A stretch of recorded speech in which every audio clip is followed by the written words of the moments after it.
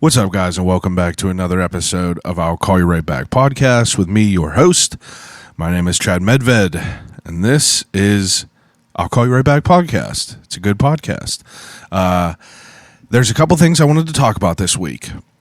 So, while it's fresh on my mind, okay, I just had a good experience. It turned out to be, it was an all right experience.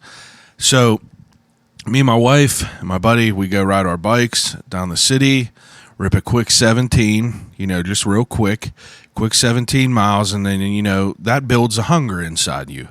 And, me and my wife, we didn't eat no dinner, and, we're like, we got to get some food, obviously, and down south side, that's kind of like a hub. You could find anything you want down there. So, listen, this was not my choice, but my wife was like, I'm kind of feeling Cheesecake Factory, and I was like, what? It's like Cheesecake Factory is like, you go there if you get a new job or like, you graduate or you get an A on your report card or something, you pass your driver's test. You don't go to Cheesecake for takeout, really. At least, I never did. I never thought about that. And, my wife, I look at their menu, which is a fucking book, and I look at it. I pick a good meal. I pick a chicken sandwich, and she orders that with a slice of cheesecake, and it says when we order, it says we'll see you in 25 minutes. And I was like, damn, 25 minutes for cheesecake takeout or Cheesecake Factory takeout. I was like, I felt like that was kind of quick. Any place that we've ordered, we're not going to Cheesecake Factory. Like, don't get it twisted. But, any place that we ordered, it's almost like it's a little bit longer now, 40 minutes, 45 minutes. And that's understandable, but they said 25. So I was like, all right, dope, let's get it. Like, it was a good idea. Like, 25 minutes, we'll get our food quick, and then we'll get home and we'll be eating. And so, 25 minutes rolls around, and my wife goes out to grab the food while I'm in the car, and she says they told her to come back in 10 minutes. So I was like, all right, that's it's understandable. After I'll allow it.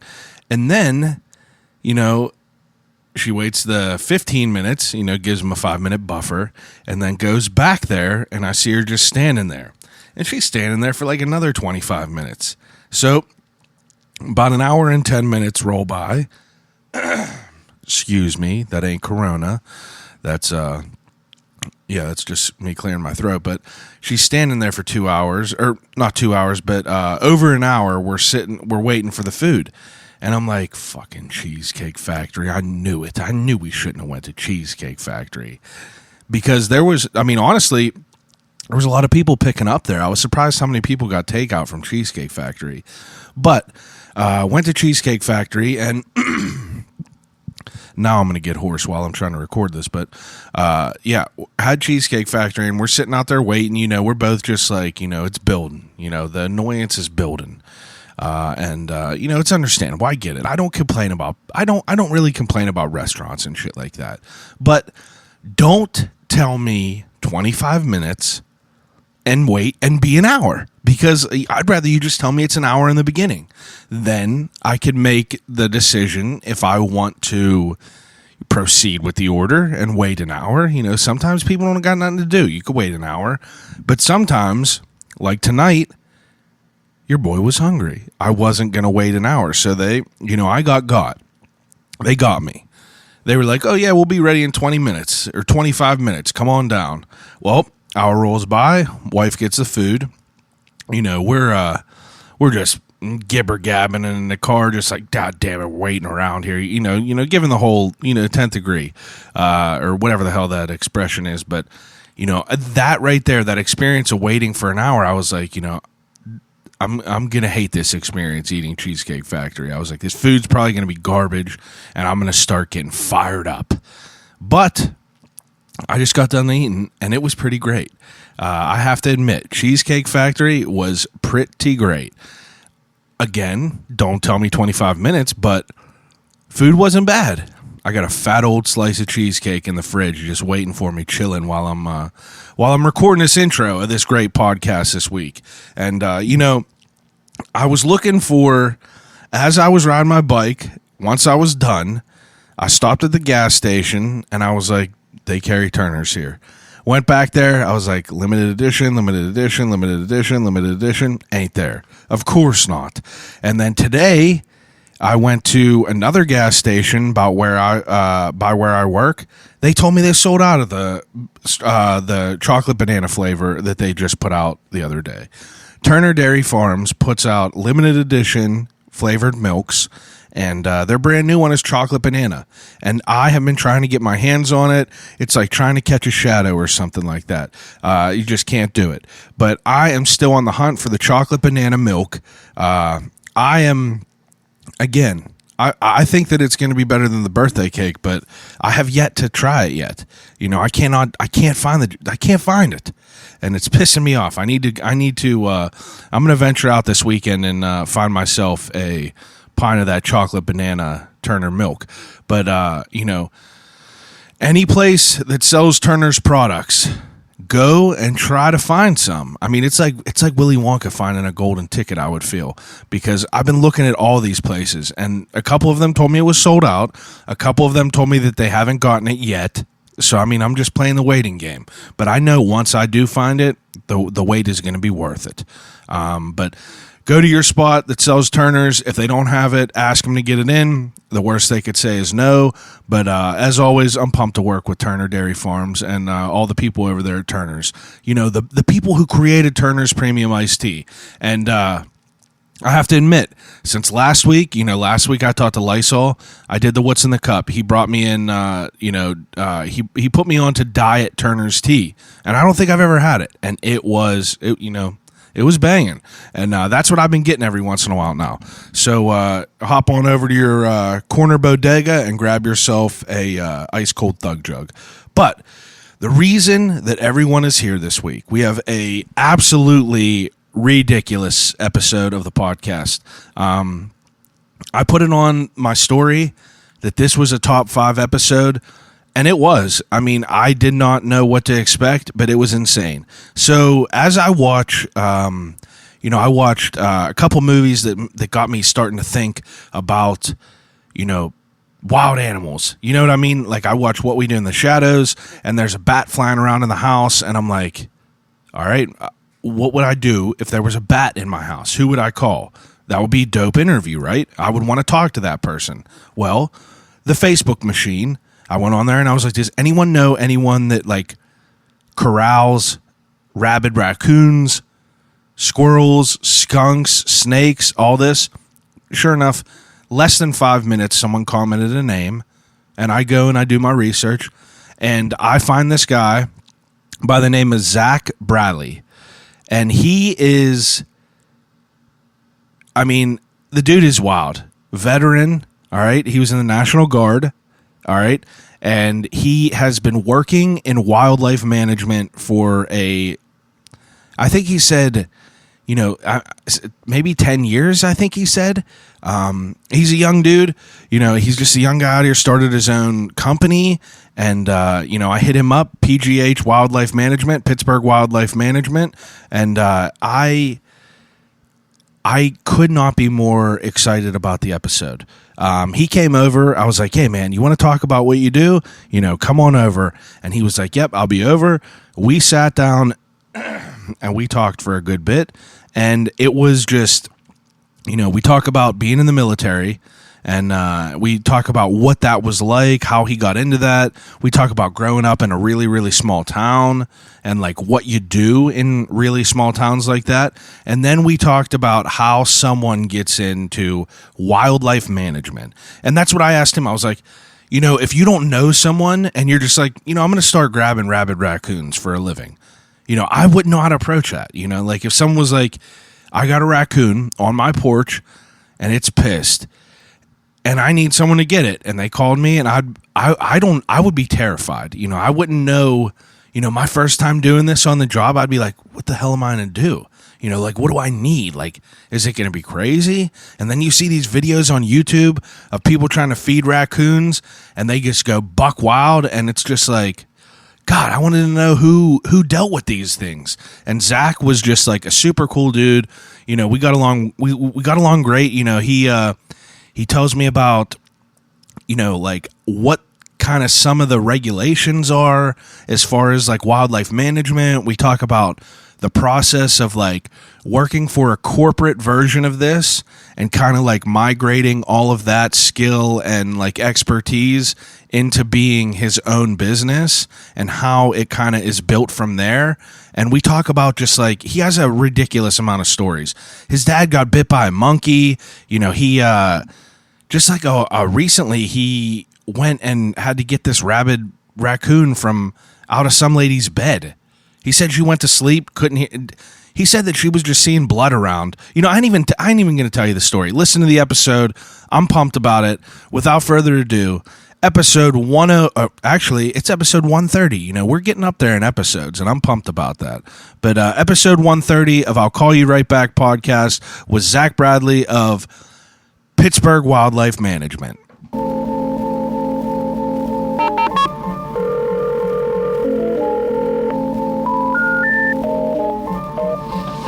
Telephone. Hello?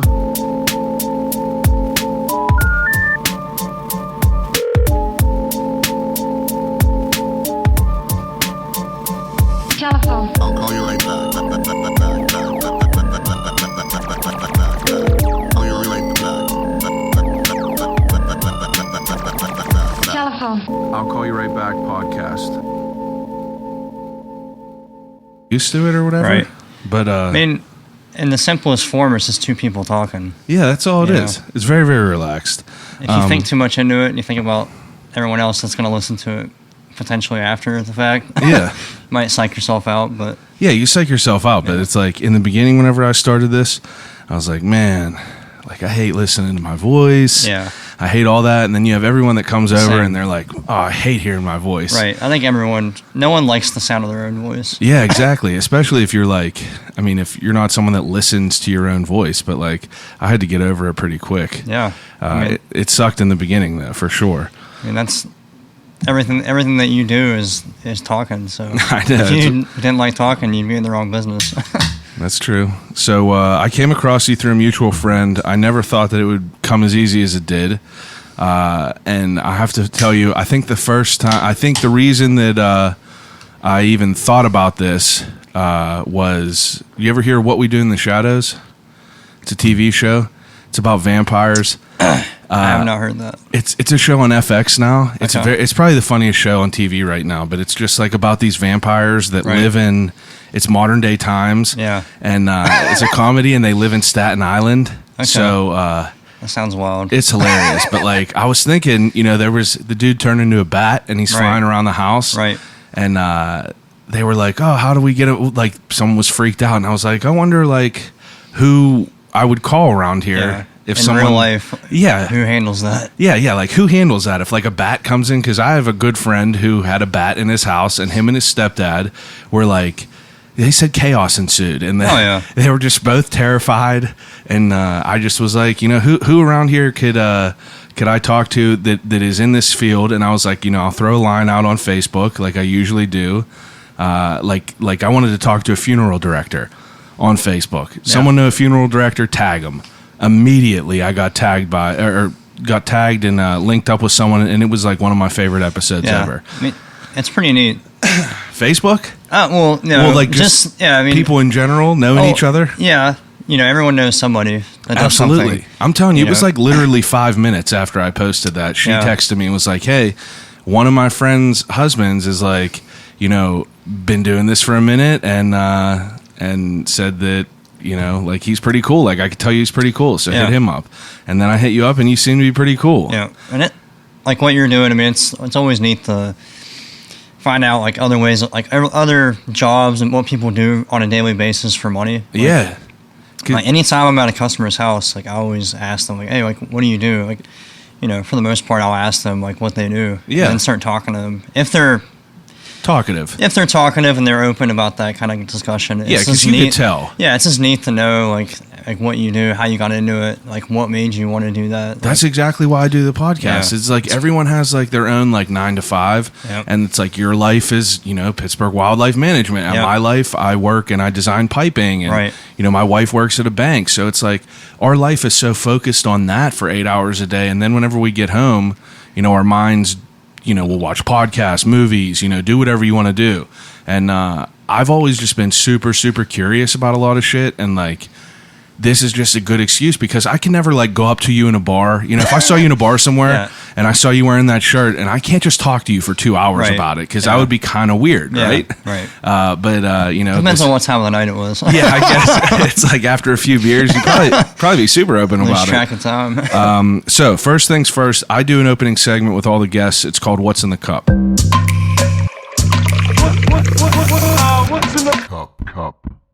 What's in your cup? We got Red Bull, sugar-free. The sugar-free one. 16 ounces, hitting the spot. It is hitting the spot. I was very, very late to Red Bull. I used to hate it. Yeah. And then I used to only drink that Monster Rehab tea. Yeah. But I love this now. Yeah, well, most people get introduced to Red Bull and Jaeger bombs. So usually Red Bull and Monster, they kind of have that negative connotation. Yeah. That's a good point. And even like, when you first start drinking it, if you've had those drinks before, you taste that. It takes a while to get over it. But it takes you back to it. Yeah. So are you from Pittsburgh? No, I'm originally from right outside of Charleston, West Virginia. Charleston, West Virginia. Yeah, about 3 hours south of here. 3 hours. So you grew up down there. Like that's, and when did you move up here? I moved up here when I was probably about right after college. I came up here. Actually, I was deployed, and then I moved up here. So I've been about 25. 25, you came up here. And how old are you now? 29. 29. So I've been here about 4 years. Okay. So, Charleston, how different is it compared to here? Well, the town I'm from is Ripley, West Virginia, and it's right out. It's like 20 minutes from Charleston. Yeah. So, you got about 2 stoplights in the whole town. Oh, real small? It's real small. Like, how big's your high school graduating class? Our graduating class is about, low 200s, maybe mid 200s. Oh, that's not terrible. So, it wasn't terrible, but, we drew from the entire county. Oh, I guess, yeah. That's kids that are driving, hour and a half on the bus and stuff. Jeez, hour and a half. Yeah. So, goodness. It's a small town, though. Yeah. Yeah, real small. So, coming up here, this is a big city for me, where people that grew up here, it's not that big. It's kind of considered small. Yeah, a little people, they typically think that there's nothing to do around here. Yeah. There's never any good spots to eat. For me, this is like the Mecca.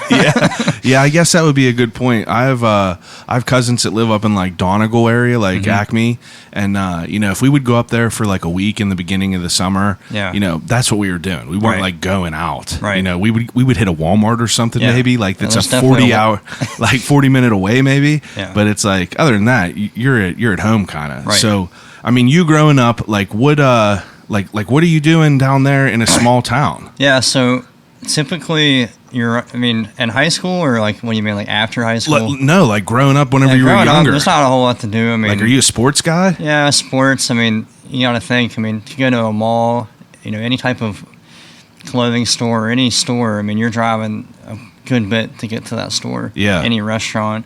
You're not just going to go run around, walk out here, go walk to an ice cream shop. Yeah. Everything's I could literally walk 5 minutes and go to 10 restaurants, everything. Yeah, for me, everything was about 30-minute to 40-minute drive just to get to civilization.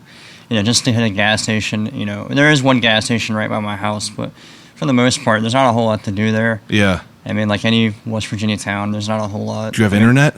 Really slow internet. Yeah. For the longest time. My brother still doesn't have high speed. It's satellite. Yeah.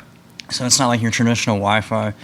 They had to you gotta satellite it in, beam it in from outer space. It's throttle it. I bet it is. It's real slow. I remember that same house that we would always go to whenever the era of downloading music came into play. Oh yeah. Man, we tried to download Sum 41, just Fat Lip, just the song Fat Lip. 2 days. It took 2 or 3 days. It did.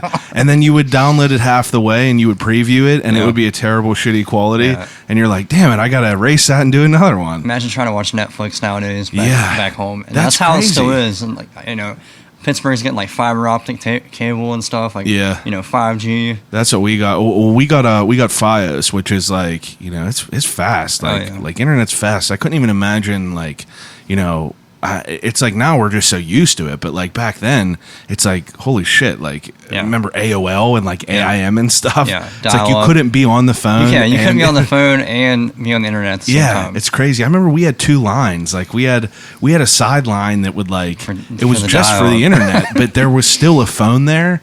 So like it would randomly ring sometimes. It was just very, very bizarre. But so I mean, like you're younger. You said you had a brother. Yeah. So I have 2 brothers and a sister. How old? I mean, like I'm the oldest. You're the oldest. Yeah. So I got a younger brother.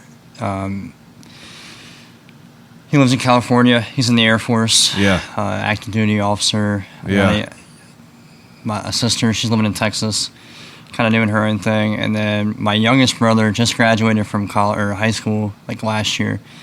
He's in basic. Well, he just graduated basic training this last spring, so he's 19. Wow. So yeah, pretty big family, 4 kids. So yeah, it's big for some, small for others. But plus, you guys probably all kept each other occupied. Yeah, we were all like 4 years apart, so that's it was not pretty terrible. nice. Yeah, that's not terrible at all. There was always a young kid in the house. Me and my younger brother were 10 years apart, so that's a pretty big gap. But 10 years. Yeah, but we get along really well. So. Yeah, that's cool. My brother's 6 years from me, and it's like it was a weird aspect. Like thinking about, like I think about it, talking about it on the podcast because it's like I get all the cool things that I've ever like got, like that I've ever inherited from him. Like he's like a coffee filter. It's like all the shit that he would try that he did not like. Right. I would.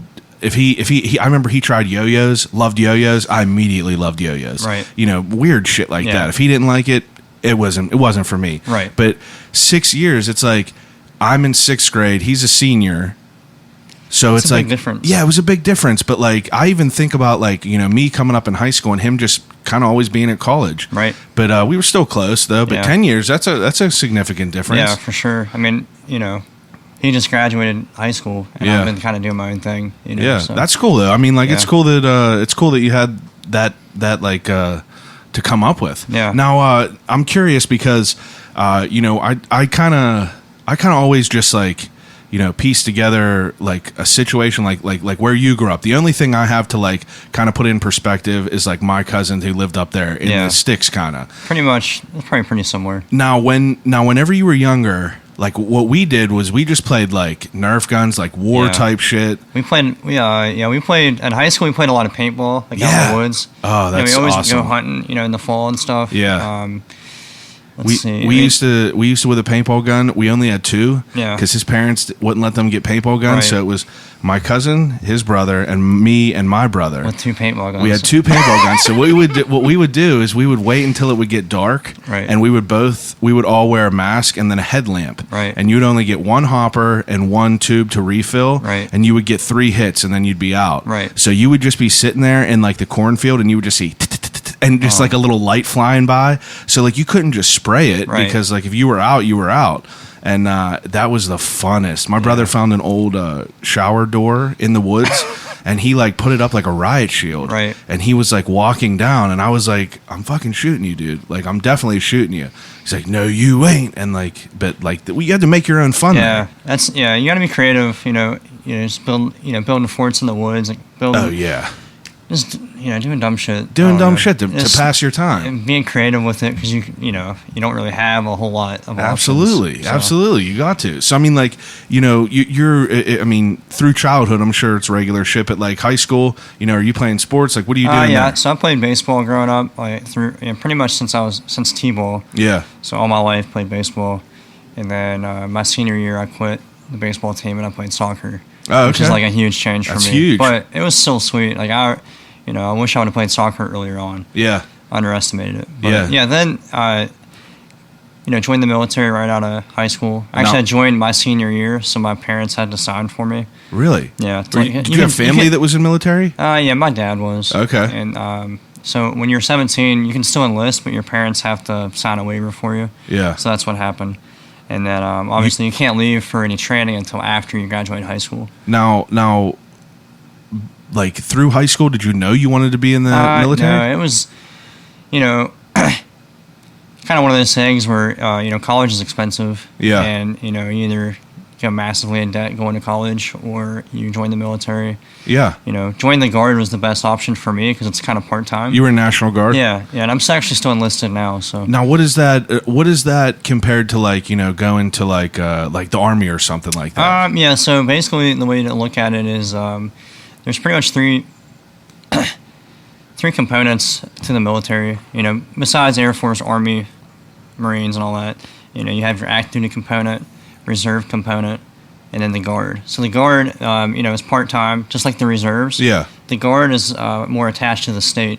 So if there was like a state emergency, like a tornado, flooding, or whatever, the Guard could get deployed to, deal with that. Or the reserves wouldn't. Yeah. They're attached to the federal component. So that's overseas type shit? Yeah, I mean, the Guard gets deployed just as much as the reserves and active duty, but they're more like a stateside force for anything. Now, and how long are you in there? So you can do anything from like a 1-year commitment clear up to a 6-year commitment. You can get sometimes you're offered a bonus. If you do more. Yeah, well, and depending on like what they need as far as manning. So what'd you get into? Initially, I went in for military police. Yeah. I got a bonus to do that, which I thought was awesome because, you're an 18-year-old kid. Hell yeah. Sign up for the military, and they're paying you extra money to sign up. Yeah, do something you already want to do. Crazy money. Yeah, crazy. So then they, obviously you're going to pay for my school too. That's awesome. In-state school. So West Virginia, any college in state, I was able to go to. That's awesome. Yeah. So. Now, military police, how do you decide on that? That was kind of, so my dad was a cop growing up. Okay. So he's a cop, and then maybe when I was like 12, 13, he started the wildlife company. Yeah. So he did both. He wore 2 hats for most of his life. And so growing up in a cop family, I kind of had a drawing to that. Yeah, yeah. So, that makes and sense. Plus that was one of the jobs that had a bonus. So I'm like, all right. Yeah, meant to be. It's kind of a win-win. Yeah. So I do that thing. It's a 6-year commitment. 6 years. Yeah. So 6 years from 17. So go to college for 4 years.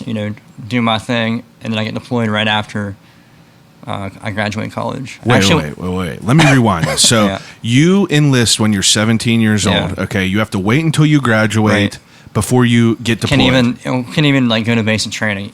Now, pretty much just. That's high school, right? You have to wait till graduate in high school, and after high school, you go to basic training. Yeah. So how long is basic training? Yeah, so basic training for us was about 8.5 weeks, 9 weeks. Was it suck? Did it suck? Yeah, it sucked. It was like the worst thing you can ever do in your life. But after the fact, you were glad you did it. Oh yeah, I'm because sure. you think, you as a young kid, most kids have never dealt with stress. You've never been isolated under stress. Yeah.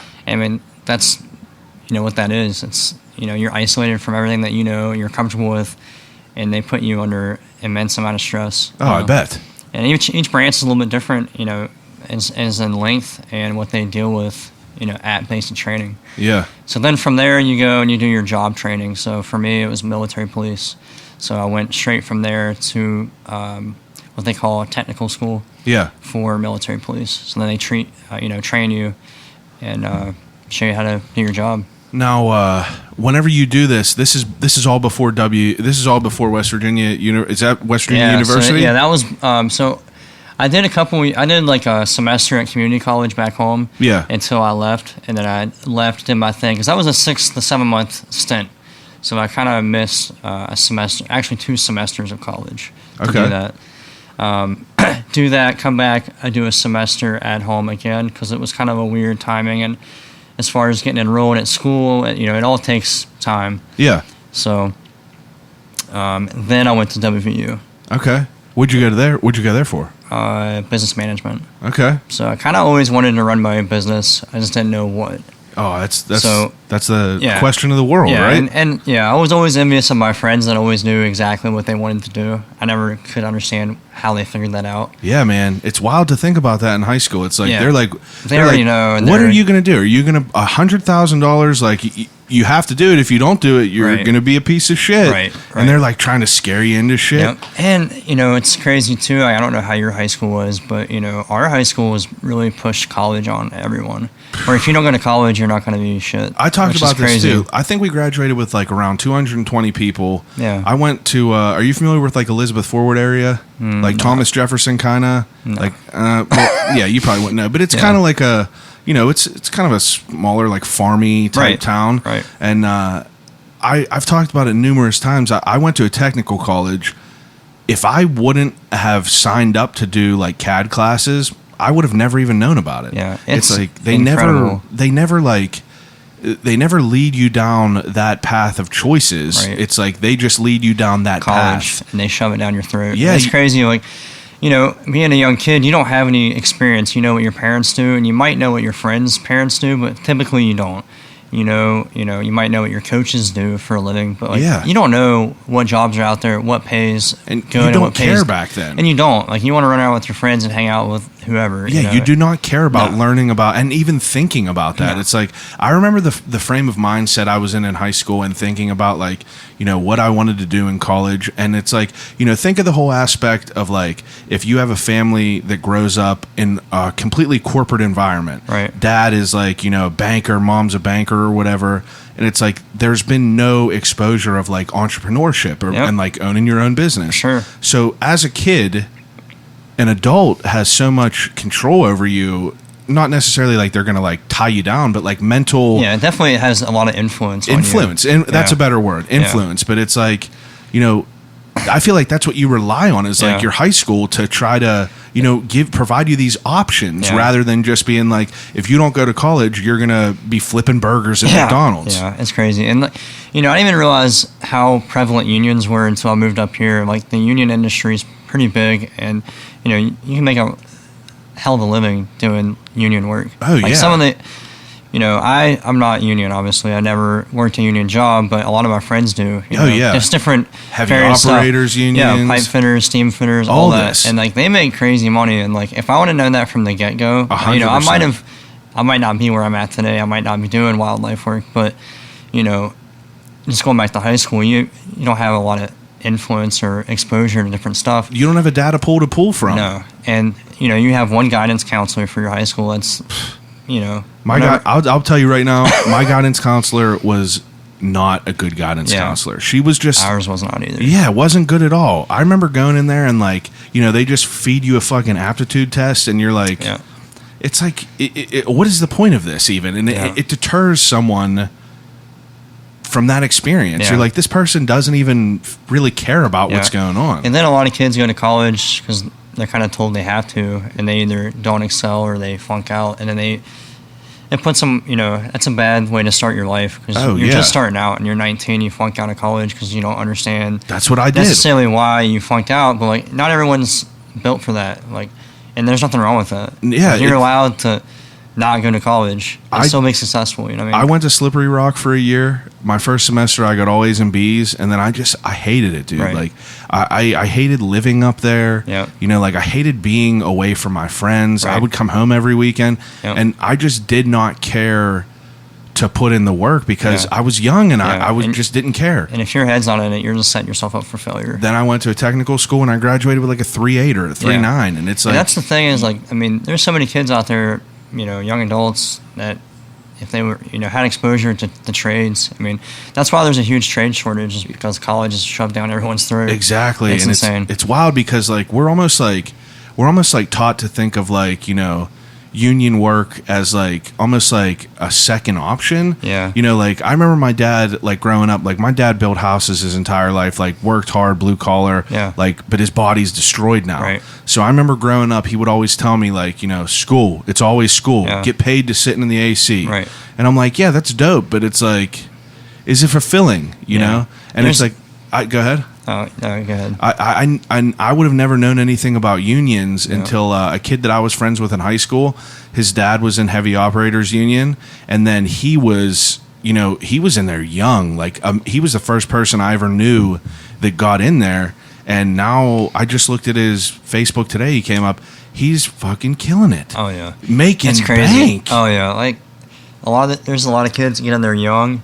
I mean, you do 20 years, and I don't know what the parameters are as when you can start drawing on your pension. Yeah. But if you get in there early and you do 30 years, they're killing it. I mean, yeah, they're killing it. That's exactly it. And it's wild to think about that, though, as far as like the unions, because they're such a valuable tool.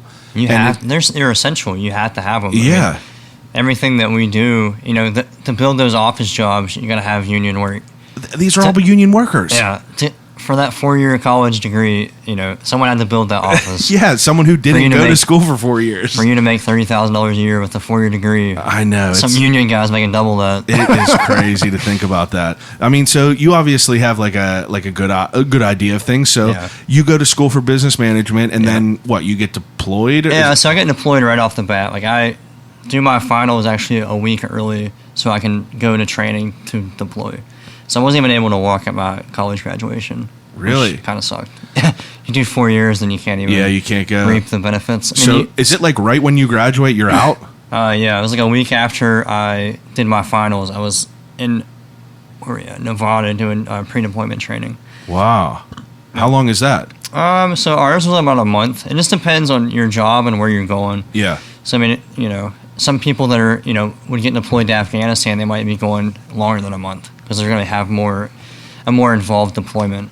So ours was not it was a non-combat deployment. Yeah. So we're doing garrison duty, pretty much just security, base security. Yeah. So it's not as involved as someone that might be. Now, are you only around National Guard?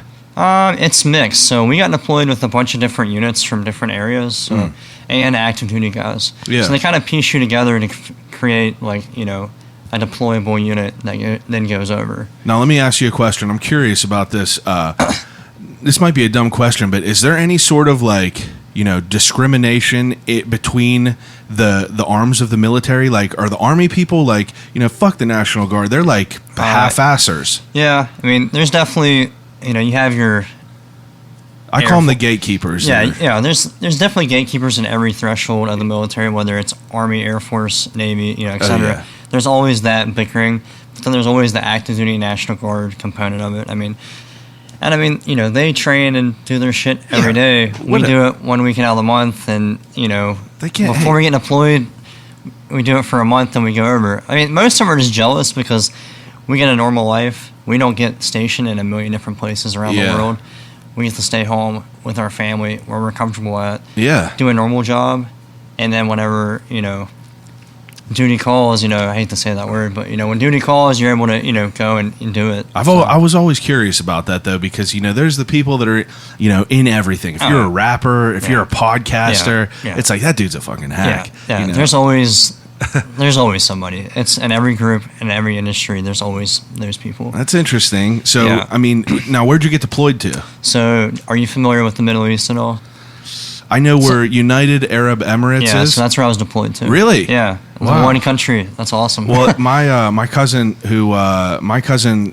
was in the Navy, and my other cousin was in the Air Force, brother and sister, and she was on an aircraft carrier, and she was there at one point, and that's the only reason I remember that. Yeah. It's a little country. I mean, Is that like a hub for military? Yeah, it's one of the hubs. I mean, there's definitely a few, but it's definitely one of them. I was like, how did I just name one of them? Yeah, it's not the biggest base there. That's considered a hub. Yeah. Qatar and Kuwait are definitely the bigger hubs, and those bases are pretty much like community colleges. They're really built up. They're really nice, and so you got guys coming in from all over. When you get shipped to one of these countries, you don't go straight home. Yeah. Usually you hit one of these hubs so that you can either get into a larger transport vehicle or your plane can refuel, pick up new guys, etc. Yeah. And then you're kind of hopping back home. So that's kind of one of the hub central areas, along with UAE. Huh. So a lot of guys there, will get they call it forward deployed. So you're there, but then they need you, say in Afghanistan or Iraq or, wherever, Syria. They'll kind of ship you over there from that station. Wow. So that's pretty interesting. Yeah. And you're technically still listed. Yeah. I'm no longer a military police. Yeah. I do HVAC work for the Air National Guard now. Okay. So that's cool though. Yeah, I took about a 2-year, break in between my enlistments. Decided it really wasn't for me anymore. Kind of wanted to move to Pittsburgh, and then that's when I, my commitment ended. I never re-enlisted. Yeah. Came up here for a while. Decided I missed it. Yeah. Decided I want to be self-employed. And, obviously the insurance for the Guard's pretty cheap. So it kind of was one of my motivators to get back in. That's understandable. Plus, it's a nice, plan B. I don't like to call it a plan B, but it's kind of a nice plan B if you're self-employed. Absolutely. So if I want to, in the wintertime, they do have options for me to go up there and work. So I get a little bit slow in the wintertime doing wildlife work. Now, what was I just going to ask you? So whenever you're done through working through there, you said you took a couple years off of that. Yeah. Now, how were you familiar with Pittsburgh, and what made you want to come up here? So Morgantown's about an hour away. Yeah. So being in college there's not really any concerts down there. There are now, but at the time there were not. There weren't any ball games down there. I mean, besides football and the college, Steelers, Pens, Pirates are all up here. So we would come up here for games and stuff. That makes sense. Go up here for concerts and, obviously go shopping. There's not really any shopping that's of quality in Morgantown. Yeah. So we'd come up here to the mall, various things. And this is like a good. I would say that this is like a good taste of what could be as far as like city life. Like this isn't this isn't like a New York or a Philly where it's too big. Perfect. It's the perfect size. I mean, you can be 30 minutes. You're out in the country. Oh you yeah. Go bow hunting or whatever you want to do. Yeah, anything. And then an hour away you go trout fishing. I like to fly fish. So you about an hour away. Find some native brook trout streams. Yeah. And then 30 minutes you're hitting some of the best restaurants in the East Coast. You know what I mean? Yeah. So it's kind of the best of both worlds. It is. It's a good place to live. You hear people that are like, we were talking about this before. It's like people complain about not having shit to do here, but you're like, there's stuff to do. There's so much shit to do. There's stuff to do everywhere. It's pretty wild. So like after you get out of this, after you get out of the National Guard, it's like you said your dad started the wildlife management team. Yeah. Has it always been called that? Pittsburgh Wildlife Management? No, so this is my take on it. Okay. So my dad had his own thing. Me and my dad are a good team, but I don't know if you ever worked for your dad. Oh yeah, it's 100%. When you're two people that are too similar do not get along. 100%. Especially in the work life. It's understandable. If you're living at home, so you have a fight on the job, you come home and it's just and there's still that there. tension's high. It's still there. You're still knocking heads. So that's understandable. It was for me, for my growth personally and professionally. I had to get out. Nothing against him, and this is kind of what you have to do sometimes. Absolutely. Spread your wings, see what happens. It's your own life. Yeah, so I moved Build up your here. Own life. Initially, did not do wildlife work, right? Okay. So initially, I wanted to get away from that. I'm like, all right, I want to do my own thing. I have this 4-year degree. I want to try to see what happens with that. Yeah. So initially, I worked at Enterprise Rent-A-Car for less than a year. Right off the bat, knew I hated it. I'm like, this is horrible. First of all, the company is whatever, but just the, wearing the suit and tie, doing the whole charade thing was not my thing.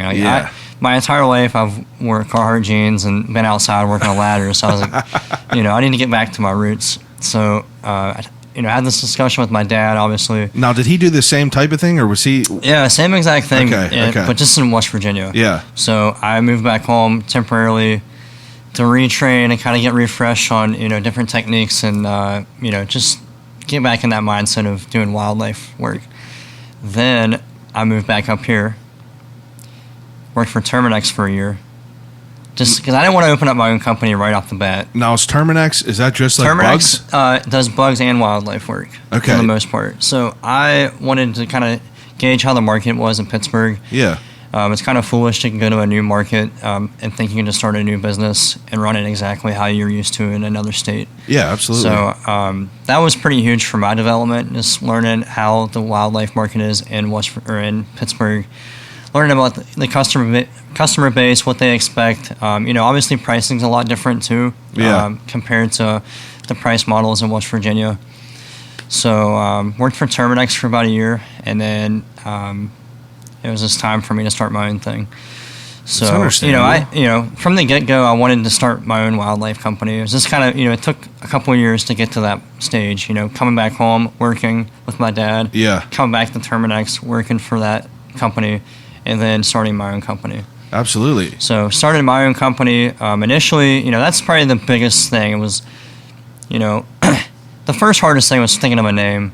There's infinite names out there, and it's the worst thing you could do. You kind of have a pool of names, and you got to kind of sift them out and Whole fill it out. full. Yeah, you got to like write them all down, then you got to let it sit for a week, and then come back to it. You don't know, like, because you can get emotionally attached to certain things, 100%. and it sounds great to you, but like when you're saying it, it's like that's kind of weird, or like someone else might perceive it differently. You start thinking of like so many things, like branding, like what's going to be on a T-shirt. Is it going to be hard to say? Is it going to be hard to like line up? Will it fit right? Right. It's just like all that shit. It's all the little things, just when you answer your phone every day, are you going to enjoy saying that? Yeah. Every day, like you're going to say it can't so be many something times. Huge. Yeah, and it can't be something huge. You think of like incorporating that into a logo even. Yeah. You can't have like it's too wordy. I mean, what I have now is honestly a little bit wordy, but it does the job. Mine's I'll call you right back. That's a lot.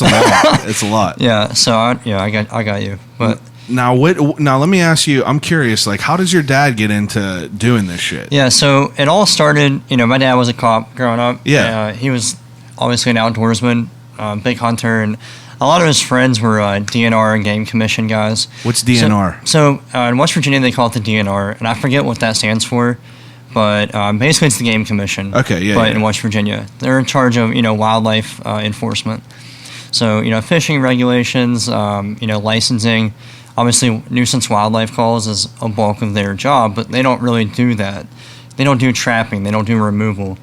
They do big game stuff. Like, so if you have a bear that's in your backyard, you would call the Game Commission. Yeah. Or like maybe deer, migratory birds. There's certain things that they will help, but for the most part, they don't do. If you got a raccoon. If you got a raccoon living in your attic, they're not going to come trap it out, and they're not going to keep him from coming back in. So my dad, going hunting with some of his buddies that do that kind of work, right? Hey, there's a void here. We need a business that we can refer people to. No one really does this kind of work. Yeah. So he started the company. His company, Wildlife Removal Service, and he did the cop thing and that. And he had no experience doing this. No experience except for just being outdoors. Just being outdoorsy, having common sense, and being creative. Which, I feel like is a bulk of it. I mean, if you're not creative and you don't have common sense, it's a really hard job to do because you wouldn't be surprised how smart animals are. I mean, I see videos of raccoons online. Yeah. And like they look scary, kind of like them raccoons smart. that are coming out of the trash that are like hissing at you. They're more intelligent than a lot of the people that we deal with on a regular basis. I bet. So it's weird because it's like I feel like if I was like I'm going to get into this. I'm going to get into this. I'm kind of outdoorsy. I was in Boy Scouts my entire life. If I saw a raccoon on a porch, I would be sketched out. Yeah, it's they're pretty ferocious. I bet that they look crazy on these videos. So it's like, how old are you when he starts this? I forget. I was like young teens, probably like 12. Now, did you 13. start off like helping him out doing stuff? Like once you get, I got a working age, so probably about 15. Yeah.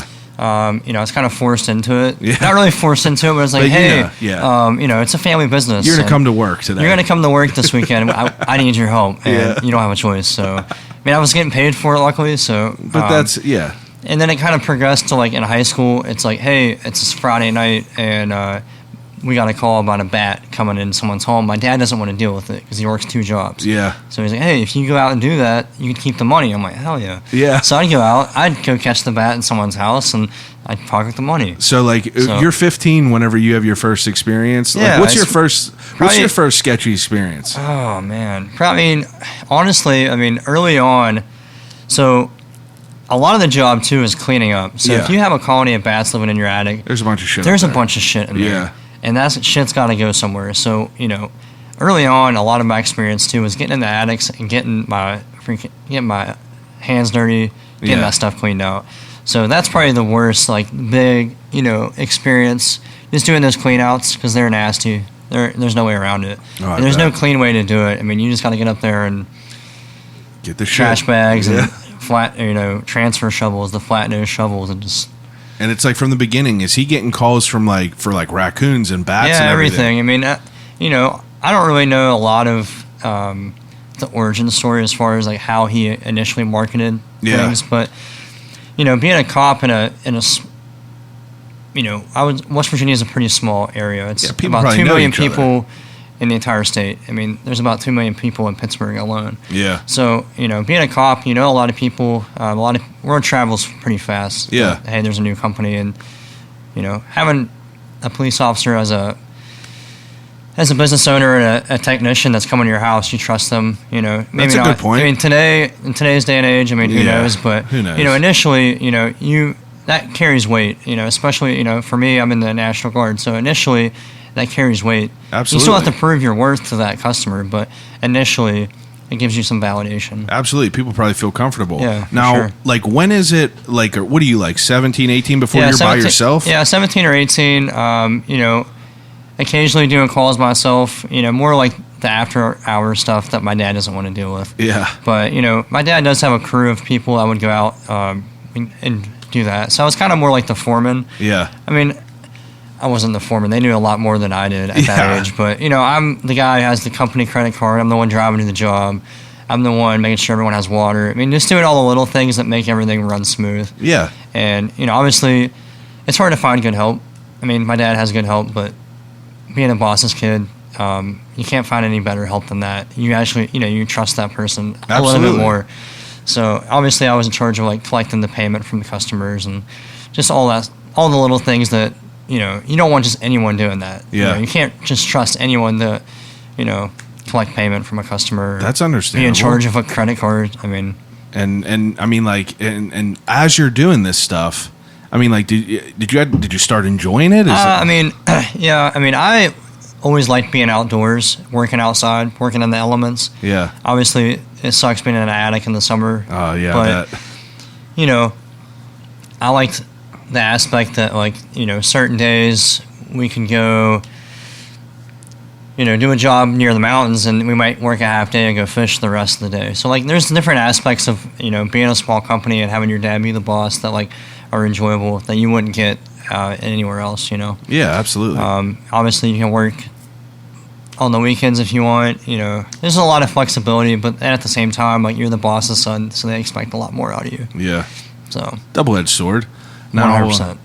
Yeah, 100%. So you come up here and, you know, you work for Terminex. So it's like, you know, what is the difference off the bat from, like, you working with wildlife compared to you working with, like, insects and stuff? So I was still in the wildlife stuff. I never did insects for Terminex. I was in their wildlife division. Yeah. So, but the difference is, I mean, they're a corporate company. They have really strict parameters on how they deal with things. I mean, you know, a lot of back home in West Virginia, a lot of business is done with a handshake. I mean, not everything. There's still contracts. You're still signing. Yeah. You know, waiving. You know, there's different levels. Different stuff. There's different levels. I mean, and that's to be expected. So obviously, being with Terminex, you know, you have a company phone. You have this and that. I mean, there's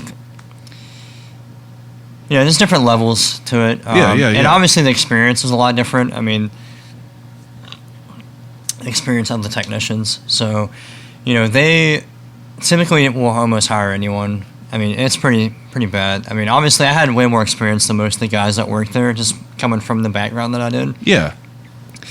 And then obviously the quality of work's a lot different. I mean, you have a small company of 3 people, one of them being the boss's son and one of them being the boss that's always on the job site, versus you know, hourly employee making $13 an hour that probably doesn't give a shit about the quality. They don't care about the quality. Their name's not involved in the process of the daily work. That makes sense. Yeah, there was a lot of turnover there. I mean, I learned a lot. I mean, I was thankful for the experience. But yeah, absolutely. But like you can understand that there's going to be, you know, it's different from your company. Like, it's your name. You have to, and that's your thing. Yeah, that's in any industry, whether it's plumbing or whatever. I mean, when you deal with a big company, this is different. I mean, absolutely, it's not always worse, but you know, it's give and take. I'm sure. Yeah, for sure. Now you start this, and you know, I mean, you're working for Terminex, and you're just like, you know, I gotta do my own thing. Yeah, I mean, the entire time, even when I took the job, I had ambitions of running my own company. I just knew that in my head, I was like, Harry, I want to work for these guys for a year, then I'm starting my own company. Yeah. But you know,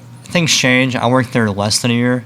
It was probably around like 10 or 11 months. But yeah, I always knew I was going to start my own company. I just didn't know when exactly. Yeah. But I kind of had that, you know, goal of, like, you know, work there for a year, see what it's about, see what they have to offer. I mean, not necessarily that I wanted to stay with them, but to see what I can learn from them.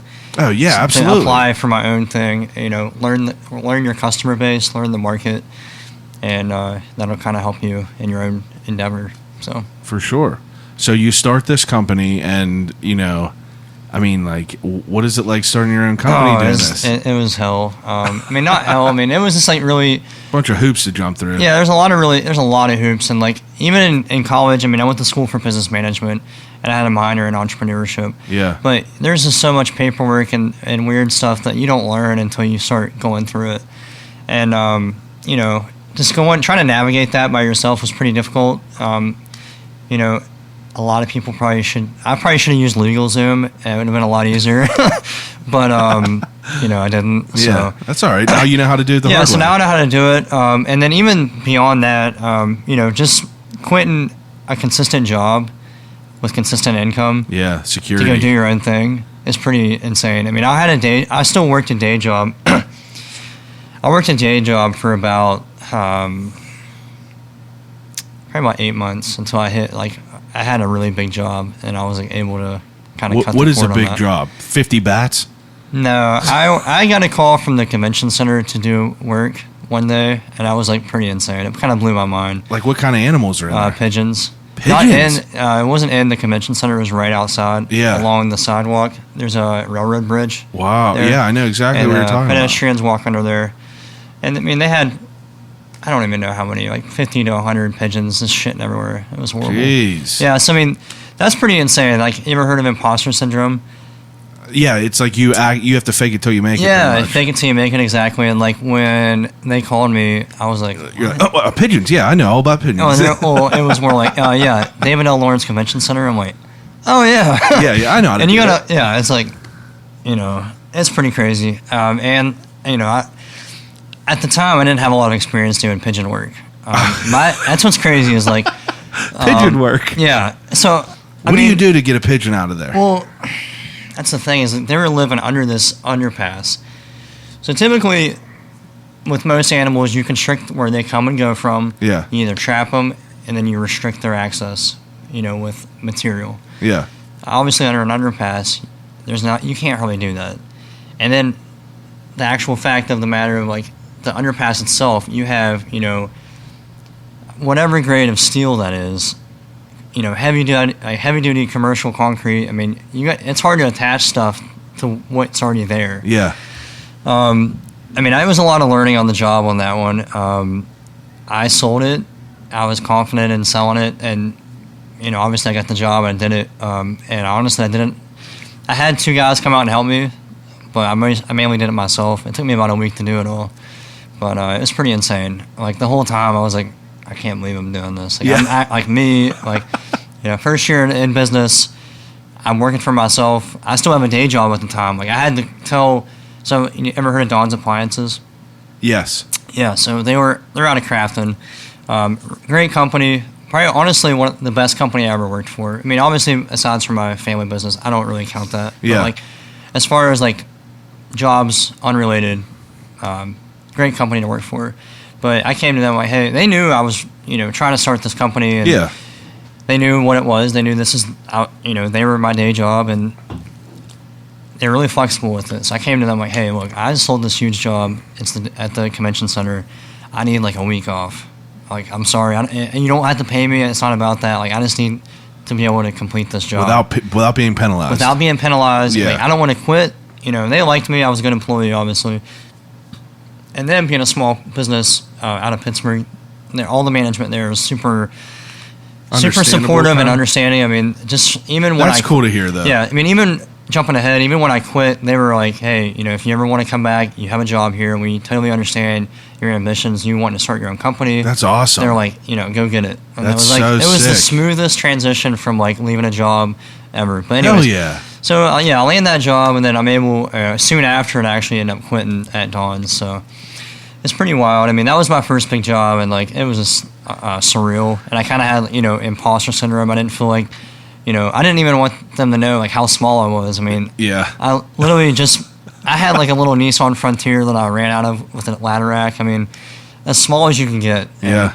it was pretty awesome. It was pretty validating for me being a first year business. Yeah, a big job like that, And the first big ass thing. obviously, I mean, they're a staple of Pittsburgh. I mean, the convention center is one of the main organizations here. Yeah, that's so awesome. for them to call me and even find me on the internet, call me, and at that time I didn't even have a website. Somehow they found me, they called me, and it was like, well, is there like a lot of other companies around here? So- how many would you say? There's some corporate companies like Terminex, Orkin, and Ehrlich. Yeah. Then there's a lot of smaller companies. So Because I looked as someone looking for someone to talk to. Yeah. I looked at it and I felt like it was kind of difficult to find. Yeah, they're difficult. I mean, so you got like 3 major like corporate companies with like, huge branch managers, operating managers, like big corporate. I didn't ordeals. want that though. I wanted. Yeah, exactly. Because you have a lot of guys that are there collecting a paycheck. They're not really passionate about what they're doing. Yeah. It's just a job. And then there's guys like me. It's owner operator, maybe 1 or 2 guys.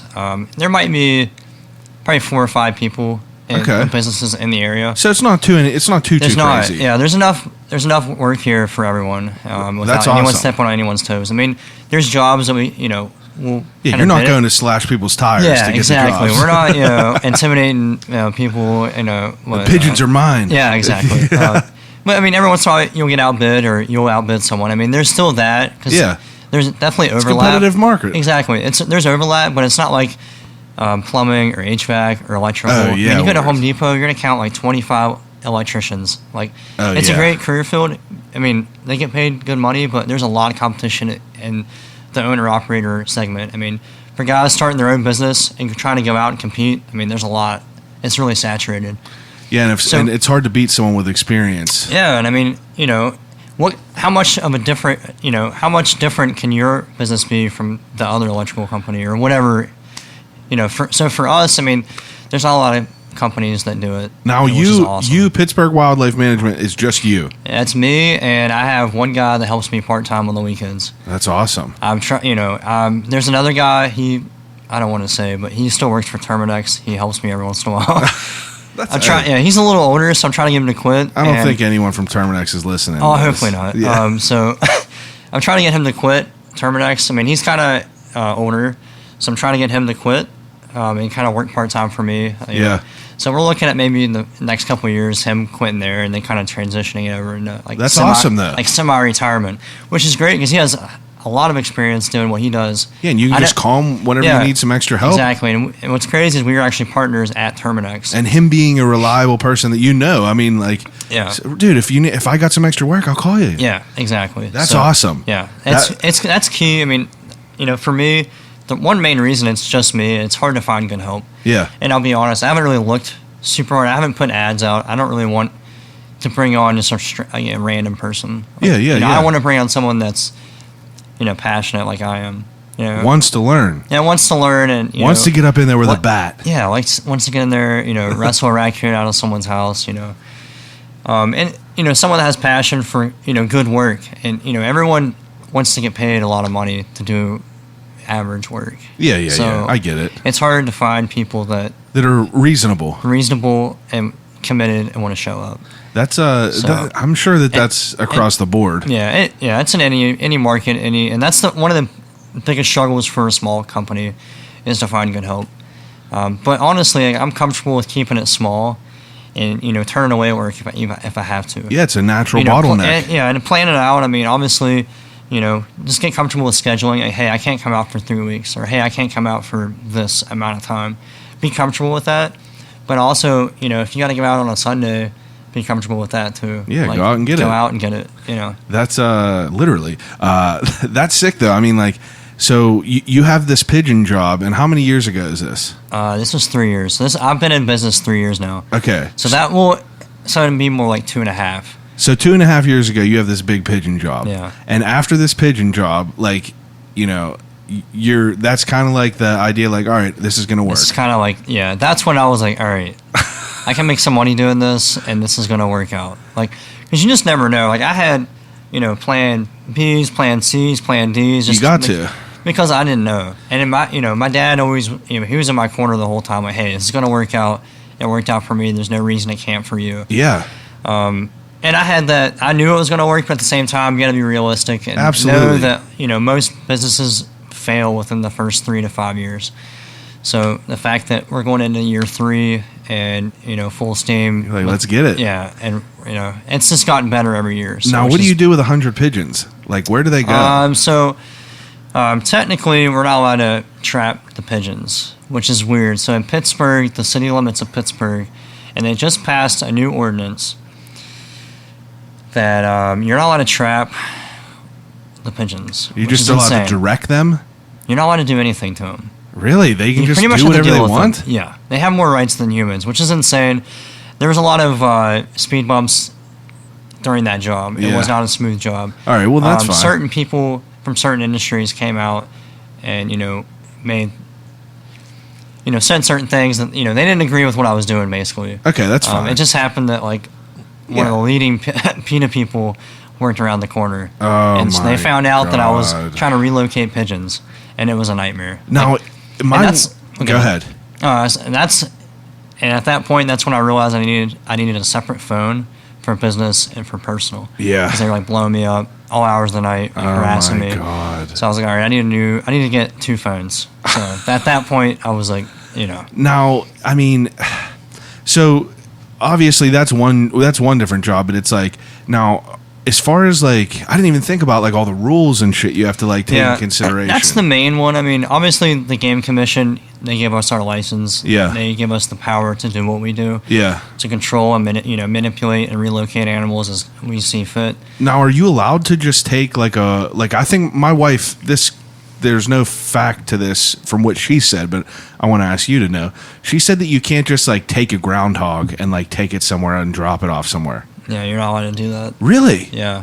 So the main reason for that, the Game Commission kind of has a grouping with groundhogs, raccoons, and skunks. I mean, those are the common animals that we deal with on a daily basis. Yeah. And they are considered high risk for rabies. So we're not allowed to relocate them. Is that the reason why? Yes. It's not because of their house is one place. No, it's for rabies. And is that your safety? Or if we take that raccoon, there's no way for us to test that raccoon. I guess, yeah, you'd be in spreading a timely something. manner to see if it has rabies or not. Yeah, that's and there's a good no point. way to know if it has a virus. I mean, it could. Sometimes it's obvious. Yeah. Sometimes it's so, it's been there for so long. There's really obvious signs. But there's a lot of times where there's an incubation period and you don't realize it hasn't. Yeah. So if I relocate that raccoon, now I'm potentially harming humans, their pets, and other animals within that community that I'm relocating into. That makes sense. Yeah, so we have to actually dispatch them in a humane manner. So, Really? Yeah. I didn't know that. Yep. Those are the 3. Yeah. Just those 3. Yeah, everything else we can relocate. Wow. Now, It's kind of a tough topic to It's a some tough customers, that's kind of, it is what it is. Yeah, it is what it is. I mean, are you comfortable talking about it? Yeah, for sure. People knows what it is. I mean, it's a cycle of life, and well, what is a humane manner? Yeah. What do you have to do? So we have a CO2 chamber where we have to stick the whole cage in. And then, really? Yeah, turn it on. Jesus. So there's a few other methods, but that's pretty common. And that's how we choose to do it. Yeah, it's pretty heavy, and obviously that's probably the heaviest part of the job. But, being a wildlife control officer, you have to... That's part of the job. That's your responsibility. That's part of the job. It's like a dog catcher. If if dogs are fucking aggressive, you got to shoot it. Yeah. And I get that there's people that definitely... Yeah, I mean, anytime... I think someone tagged someone else on something, and I think the guy, I understand why the guy said what he was. He was like, I don't do that stuff. He was like, it's too sad for me. Right. And I didn't understand what it was, and that's why I wanted to ask it. But, I mean, that's the realization of the job. Yeah, it's reality. I mean... Yeah, that's the reality of it. I feel like I would not be a good journalist if I didn't ask about it. You got to know the bad shit, too. For sure, yeah. I mean, the reality is, if I relocate that animal and it bites a kid or a human... Yeah. Or, an adult or a kid or someone's pet, that's a more sad situation, in my opinion. Yeah, well, I mean, so there's just let's say I got a nest of raccoons right outside my house. If I call you, they're all dead. Pretty much. Yep. Now, there's no way to there's no possible way to like keep that from happening. No. Wow. Yeah, I mean, now if if the parent isn't around for whatever reason, and you just have babies, I mean, you can call the Humane Society or there's a couple other areas, a couple other businesses in the area that will take them. Yeah. But for the most part, that's kind of the reality of it. I mean, even dogs that people at the Humane Society or dogs at the Humane Society and domesticated animals. I mean, they have a large put down rate too. Oh yeah, I mean I get it. That's what you can't take care of. You can't. There's a limited space, and that's understandable. Limited resources. Definitely understandable. So it's like now, or the reason that possums don't fall in there, is it true possums can't get rabies? Yeah, it's true. It's really uncommon. I wouldn't say it's impossible, but it's very uncommon. Yeah, I mean, I'm not a biologist, but from what I've read, basically, their operating temperature is a lot lower. That's what I was going to say. I think I read that. Yeah, so it's really hard for that that virus to. Now, is that not why they're in that like grouping? Yeah. Huh. That's pretty interesting. And squirrels. I mean, obviously they can get it, but it's pretty uncommon. Yeah. It's really uncommon. Those three are like the main ones. And that's because they're high risk. Yeah, they're high risk. Groundhogs, raccoons, and skunks. Skunks. Yeah. And if you followed the news at all recently, or not recently, but like over the last few years, I mean, the rabies reports in Allegheny County are like insane. I mean, really? A lot of reports, yeah. I'll see them on them typical idiots that are on like Facebook pages that are like, there's a raccoon out in the daytime, and then you got 1,000 people like, it's rabid. Yeah. Don't go near it, it's rabid. It doesn't mean anything. That's what I wanted to ask. Believe me, I was waiting to ask you that because there's a million people on there that are like, if it's out in the daylight, it is rabid, and there's no question about it. I mean, there's definitely more to it than that. I mean, you got to look at like its mannerisms, more how complex it's acting. than that. Just because it's out during the day, I mean, it could just be hungry. It could have, Now, what about bats? Bats can carry rabies too. Now, do you have to kill a bat? No. What do you do with a bat? They're endangered. They're endangered animals, so you're not. All of them are. Yeah. Wow. Well, the ones we deal with, I mean, little brown, and big brown as well. Jeez. Yeah. So what's crazy about bats is there's actually a period during the summer you're not allowed to do bat work. So it's like mid-May. Oh, so they could like. Yeah. So they basically their babies are born, and in the colony they're flightless. We got crazy bats around this house. If I stand out in the fire escape there, you see bats all night ripping around. Or would you probably brown bats? Yeah, little brown is most common. That's what they are. They're small ones. Yeah, they're small. I mean, they look big when their wings are spread out. Yeah, like that video you just posted was wild looking. Yeah. So those are little browns. So, yeah.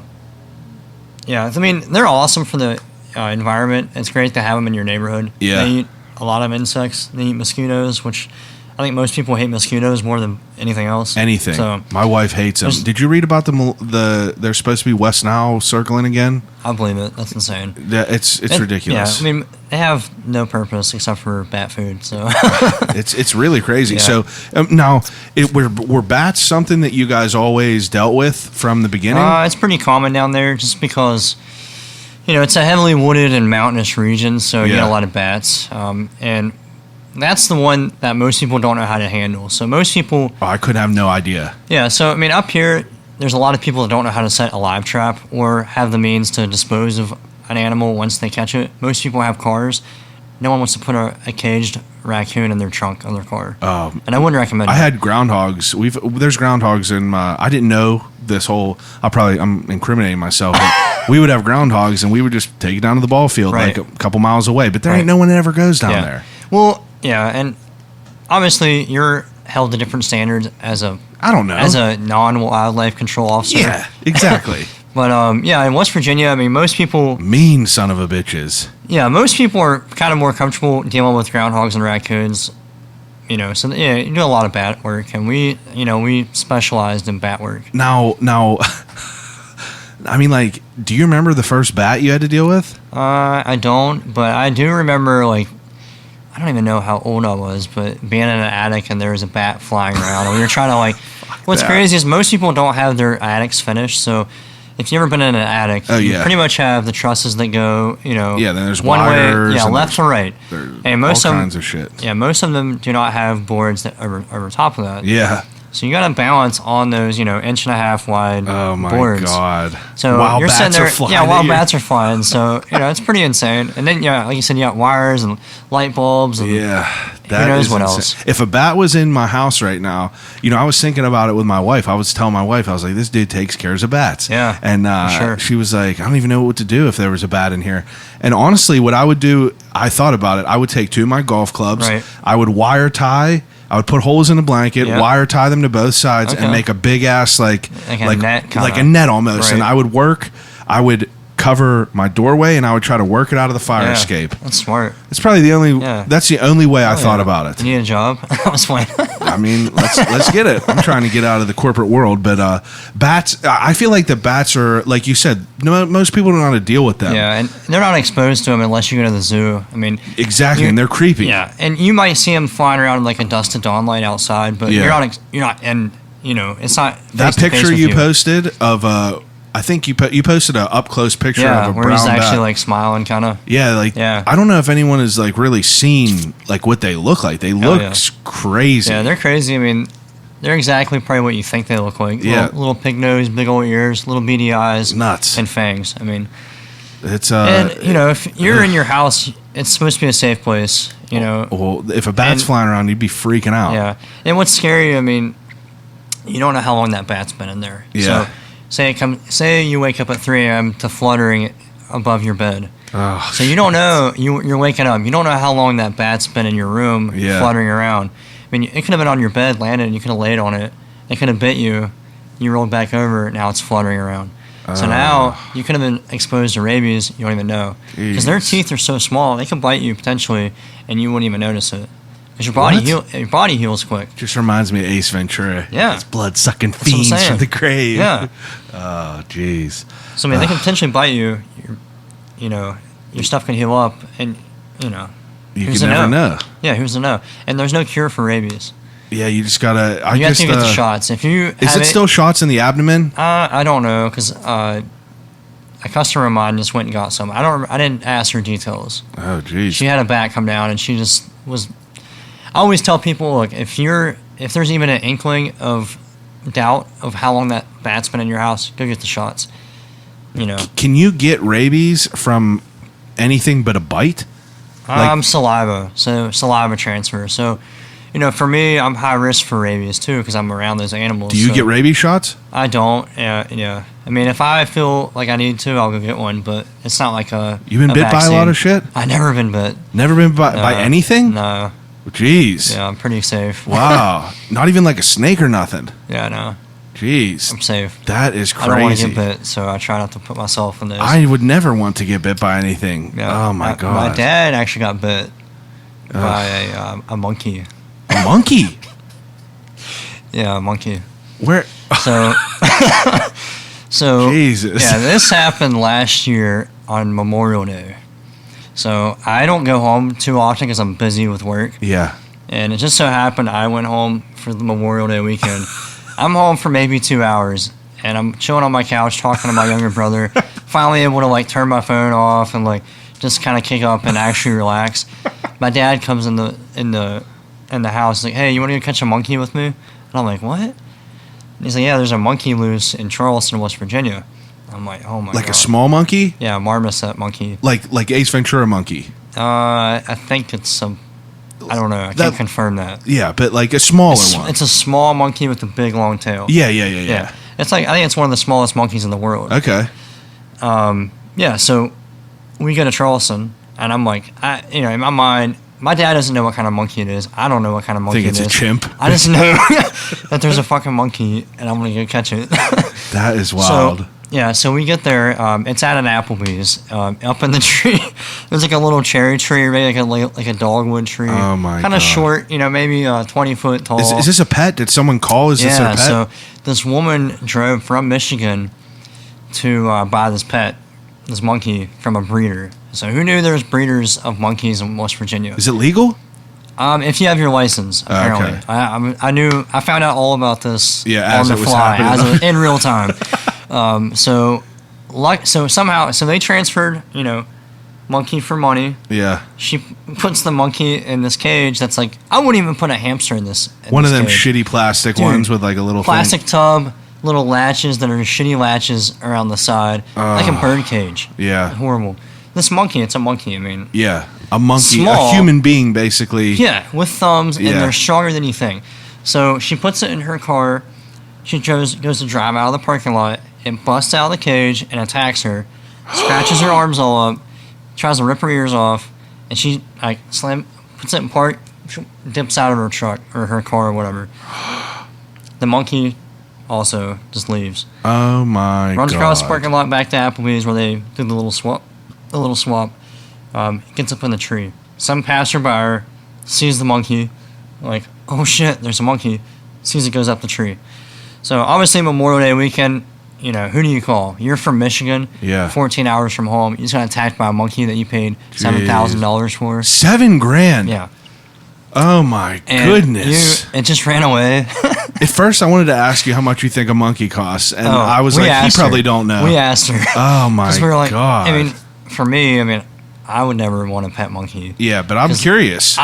Same. There was a pet shop by my house whenever I was growing up called Captain Jim's. Yeah. That had a monkey in the back, and that was the coolest thing about it. Right. It was all half-dead goldfish, and then you'd walk back and see the monkey. Right. That's crazy. Yeah, wild as shit. Yeah, and monkeys are insane. I mean, they kind of freak me out. You ever hear Rogan talk about them? What? You ever hear Rogan talk about them? Oh, yeah. Yeah. Like he's always talking about them. Yeah. What monkeys are like in the movie Congo. But anyway, so this monkey's up in a tree. Yeah. So we get that call. She gets a hold of us. Memorial Day weekend, who's open? So she's calling around, gets a hold of us. We come out. Will Terminex do a monkey? So big companies won't really do small jobs like that. Like that's considered a one-off. Okay. Kind of like a removal job. They don't really do removing. They do more like large trapping jobs and large jobs, and they're not available 24/7. So get little guys like me are 24/7. In my work phone, it's not on me right now, but it's in my truck. But so anyways, we get out there. My dad brings a bundle of grapes. Because we're like Googling on the way there, right? Oh, what do these monkeys eat? Like, what are we going to do to get this out? I've never encountered this. My dad has never encountered this. It's not a native species to West Virginia or the Appalachian region. Hell no. So we get a bundle of grapes and like some bananas and an apple, just some shit that we had at the house. And we're like, all right, this monkey's going to eat one of these. So we kind of get an idea. We get there, kind of lay out a game plan of what we're going to do. And it's just still chilling in the tree? Up in the top, yeah. It's kind of like showing his teeth at it. It's kind of like, getting kind of chattery. Yeah. So we put a ladder up to one of the main limbs, and we kind of climb up. We have our snare pole, and then we have the bundle of grapes. Like a snare pole, like a dog, like what a dog... So we didn't have that. It's more of a snake tong, so it's more like a trash picker upper. Yeah. So it kind of has a lever, a fixed what you grabbed wing. the squirrel with in one of your videos. Exactly, yes. Yep. So we put that, we grabbed the bundle of grapes with that, stuck it up to the monkey and kind of lured him down. We were like, he was carrot on a stick kind of thing. He was coming down from the grapes? So we were kind of like luring him down, and then my dad grabbed him, and that's when he got bit by the monkey. So we had animal gloves on, and it bit right through him. Oh my god. Yeah. So like, what happens to the monkey? Oh, so he grabs it, comes down out of the tree. At this point, the news is there. Like, is it flipping out while he's grabbing it? It's peeing all over him. I mean, it's like trying to get... loose. The news is there. We're on like the news, and it's like insane. Memorial Day weekend, Charleston, West Virginia. Monkey lose. Yeah, we got like interviewed and everything. It was wild. Wow. So we give the monkey back to the lady. She puts it back in her cage, and then there was like 40 people from Applebee's. She still wanted it. She still wanted it. I would have gave that thing away. I mean, $7,000. I guess she might have just tried to sell it again. That's a hefty investment. Yeah, hefty investment to not know if it's psychotic. I mean, I don't know what the returns on a monkey are, but I think they're pretty low. So he got bit. Was it like pretty bad? It wasn't too bad. I mean, obviously the glove took most of the impact, but it did go through. I don't think it never broke skin. Okay. But it was just enough to be like, oh like shit, pinch, it's biting me, and Oh my. So goodness. give it back to her, and then she was on her way. I mean. Wow. It is what it is. I would not have wanted anything to do with that monkey. Yeah. Is there anything that like you have like was like, nah, I ain't messing with that? I don't think that I've ever really turned away any animal jobs that like I've gotten calls about. What are you most scared to go to get? I mean, my least favorite thing to do is snakes. You know, they don't bother me, but when you're in a crawl space, it's dark. Yeah. You can only see where your flashlight's at. Oh my goodness. You're in a constricted space. You might be on your knees, on your stomach, kind of crawling through. A lot of smacking your head and stuff. Yeah, kind of fighting the cobwebs and like bumping all your joints off of shit, and then you're looking for a snake. That's like my least favorite thing. Oh my god, poisonous snakes and stuff. Yeah. Now I don't know if you remember that anaconda or python that was loose in Morgantown. Wait, that? I thought you were talking about the movie. No. What? This is real life. How big was this? I think it was about a 16-foot python. Or either a python or Wait, anaconda. I think I do remember it was a python. Yeah, so it was a guy's pet. It got loose at a gas station because he was transporting it and it busted out. I remember They never this. found it. Yeah, and then you see all these like what are they? The Burmese pythons in Florida and the glades. Yeah, taking over the Everglades. Yeah. Do you ever see that guy on Instagram who? The Python Cowboy. Or whatever? The Python Cowboy. That dude wild. is an animal. Yeah, he's insane. He's just catching these 20-foot snakes with bare hands. Yeah, he's next level. Yeah, like that's crazy. He's gotten bit a few times too. I mean, like. No, more than a few. Way more. I mean, that's not like a There's snake, like 9 teeth on each side. Yeah, and that's bad news, dude. I mean, it's not like a little black snake bite. Them things look crazy whenever he's doing that, and they're like throwing themselves. It's like throwing a fire hose at someone. Yeah. Like, ugh. Look at him by the tail, just pull him out of the weeds. Yeah, no chance. Doesn't even think twice about it. Not a chance. And I mean, I wonder how much they're worth down there. I'd be curious. I think he gets. I don't want to say, but it's pretty hefty. I mean, the tag on him is pretty good. Yeah. For him to do it full time. Oh yeah, he'll get like 20 at a time. Yeah. That's pretty wild for sure. He makes good money doing it. Now, whenever you're like, so obviously you had experience because your dad did all this shit. Now, you as yourself, I mean, whenever you're like confronted with something, like someone says, "Yo, I got a raccoon in my attic and it's pissed." Yeah. Like, do you like sit there and you're like, "What am I gonna do?" Or do you have like a already like, you know, do you have a plan of action for a raccoon? Yeah, I mean. It kind of depends if it's like an emergency or it's like, hey, I got raccoons living in my attic. Yeah. So, obviously, first step is to come out and look at the job, see where they're getting it at. What's an emergency? Like in your living room? So, yeah. In a corner? Yeah, or like under your bed. Oh, wow. There's blood all over my living room floor and it's underneath my bed. I got that call 2 months ago. Jesus. In Beachview. Oh, in Beachview? Yeah. All right, I want to know why there was blood all over this floor. All right, so... Get a call about midnight on a weekday. I think it was like Tuesday or Monday. Just your average weekday. This woman in Beachview, she's calling me frantic. There's a raccoon in her house. And you get a lot of calls like people overreacting about stuff. Like, I got a raccoon in my house. All right, is it actually in your house or in your attic? How long has it been there? That kind of thing. Well, this woman, she's like, it's under my bed. And I'm like, oh shit. So like, obviously that's an emergency. At that point, it's like, all right, that's an emergency. So I get out there, Beachview to Bridgeville is like, 15 minutes tops. Yeah. I get there as fast as I can. What equipment are you bringing? So, I mean, pretty much my standard stuff, animal handling gloves, a cage to put the animal in. Yeah. And then my snare pole. Okay. Which is pretty much like a dog catcher. Yeah. It has a snare, it has about 4 Longer foot long. sticks so you don't get bit. Yeah, absolutely. And to kind of keep it and help manipulate the animal. So, immediately, as soon as I go in the house, they're pretty frantic. I mean, it's her and her kids, Oh, shit. Yeah, so I go into the, she's kind of telling me how she thinks it got in, etc. How does she think? So they left the window open with no screen on a first level. That'll get you. One night. It was a cool night, with no, but you gotta have a screen in. Yeah. So that was on the first floor, right? So that morning, they woke up, there's blood on the floor, right? There was a weird smell in the room, like kind of fishy, they described. So raccoons can have that smell, like fishy smell for, whatever reason. Yeah.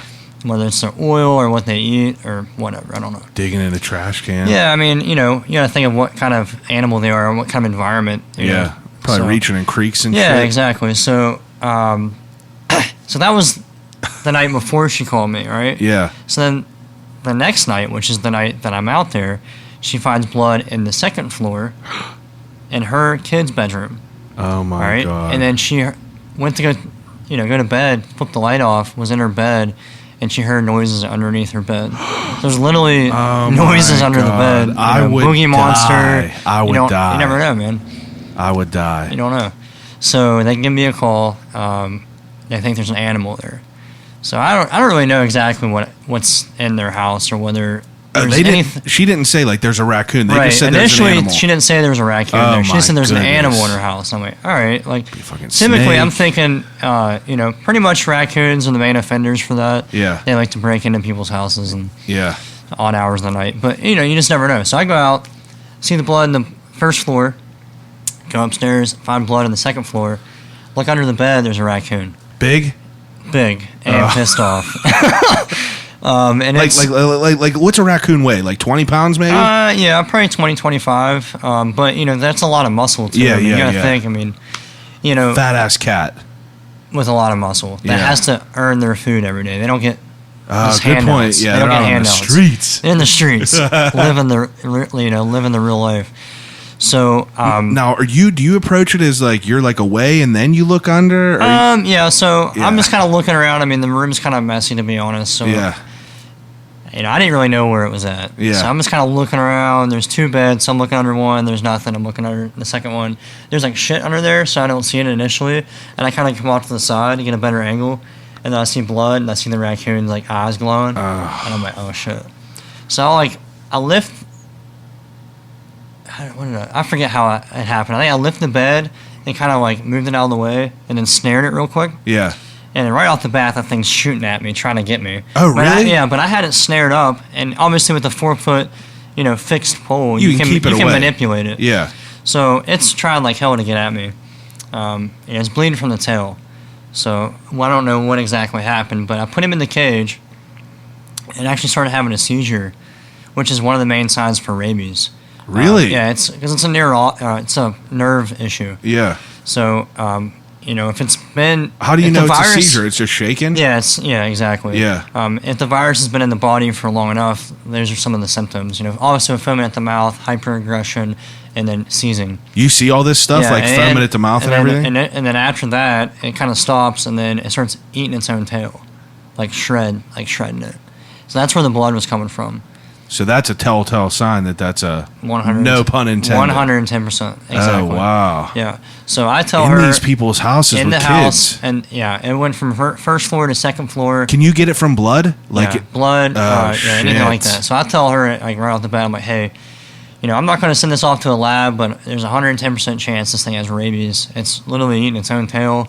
It's having a seizure. It's hyper-aggressive. Is that like a common thing that you've saw? It's the first time I've ever seen that. Oh, wow. Yeah, it's pretty wild. So I tell her, you need to wipe all your surfaces. You need to be super careful. And I'd probably recommend getting a shot. Just because it's been in your house for 2 days. Especially if there's blood everywhere and you got kids and shit. Yeah, I mean, and it initially came in the night before. So it was could in have her been house. jacking around wherever. It was in her house for 2 nights. So it would have had to go up the stairs. Yeah. Yep. And they never saw it. I don't know how that happened. But if that thing would have saw a human, it would have probably attacked them. Oh, 100%. Oh my God. I mean, it was trying to eat my face off. Jeez. Yeah. So that was a midnight call on a Tuesday. And so from you getting there to you having him, 5 minutes. It was real quick. Oh, really? Yeah, it was real quick. Jeez. Now, is there times where you're like, shit's jumping off a wall and you're like, shut the door? Yes. Yeah, like that chipmunk thing. That was pretty wild. So I was actually headed home, and that call was like 5 minutes from my house, so I took it. She was like, I got a chipmunk in my house, and I'm like, all right, is it actually in your house, or is it in your crawl space or attic, or tell me what's going on. She's like, last time I saw it was in the kitchen. I'm like, all right, well, are you able to isolate your kitchen to where it can only stay in your kitchen? Yeah. Because you'd be surprised how animals, especially a chipmunk or a bat, they can hide really, really, incredibly well. Well, I saw you post a picture of that bat that was it was sitting right on the truss of and I didn't even know it was there. It looked like a little almost like a power outlet maybe. Yep. It's pretty wild. I would have never known that. Yeah. And that's in plain sight. So imagine if it's in someone's basement or attic. Yeah, darker and shit like that. How are you supposed to find it? So I got that chipmunk ran from the kitchen. I ended up finding it. I planned to pull all her pantry stuff out. Yeah. move the fridge, move this, move that. It shoots out, goes to the bathroom. I shut the bathroom door and I go in there, and I yell for the customer, I'm like, hey, can you put a towel or something underneath the door so it doesn't slip out the bottom. So I'm in this little bathroom, and the bathroom's probably the size of this little coffee table. Are they aggressive squirrel or chipmunks? It was just trying to get away from me. Now, if you pick it up with your bare hands, it'll bite you. It'll bite you. Yeah, but it's just trying to get away. So, but I'm like in this little like cubicle of a bathroom, and I'm pretty much have enough room to like rotate my shoulders and like try to like stick this thing, and it's like running around my feet, like running around my feet. It's wild. That's crazy. Yeah. So that was, that was a fun little job, let's go home. I'm sure some of them are a little bit more, entertaining really than others. Yeah. Like there's some that are probably the worst. Yeah. Now, what is like, what's like the line of you using like, tranquilizers and stuff like that? Is that something that you dabble in? I don't personally have any. A lot of companies don't, but I mean, that's always an option, but there's usually things you can do before that happens. I mean, I feel like it would just be dope to have that on my hip, just like a tranquilizer gun. We don't really deal with a lot of large animals like that. That's the Game Commission. So they have, those types of techniques and procedures that they can, last year there was a black bear running around the South Hills. Yeah. So, that's something that you can implement in that scenario. Yeah. But with us, a lot of it's just like smaller nuisance wildlife. What about a net gun? I don't have one of those. But they have those? Yeah, they have them. Yeah, they're expensive. So, I bet. Yeah. I bet. Typically, you can get everything with a snare pole and snake tongs. Wow. Look at that. That's crazy. So the craziest job that... Yeah, that's what I want to know. I want to know the wildest Me personally, on my own, it was this summer. And I was actually already out on another call. It was an emergency call. This guy had a raccoon trying to break into his house. It was literally ripping up the shingles on his roof, trying to get into his attic. So they'll do that. Perfectly normal shingle roof. They'll just come in. They have thumbs and they're strong. They start ripping up the shingles, trying to rip up the plywood underneath. Is that just for shelter? Yeah, to try to break in. Yeah. It's not always there's a loose piece of fascia or whatever and they slip in. It's just sometimes they just bust in. Yeah. Because they want in. So that guy calls me and I go out service that job. It was in the North Shore. I'm setting the trap for that. I try, typically in that scenario, you're not going to be able to catch it with the trap, it's going to move before you put on the by the time you get up there. By the time I even get to the house, who knows. Yeah. So I set a trap up. About to head home. This lady calls me. Hey, there's a deer that's stuck in my pool. Oh, and my I was like, God. Wait, what? I can't get out. It's like, no, it's like a hard-sided pool. It's about 4 foot deep. It's not going to drown, but like it's above ground.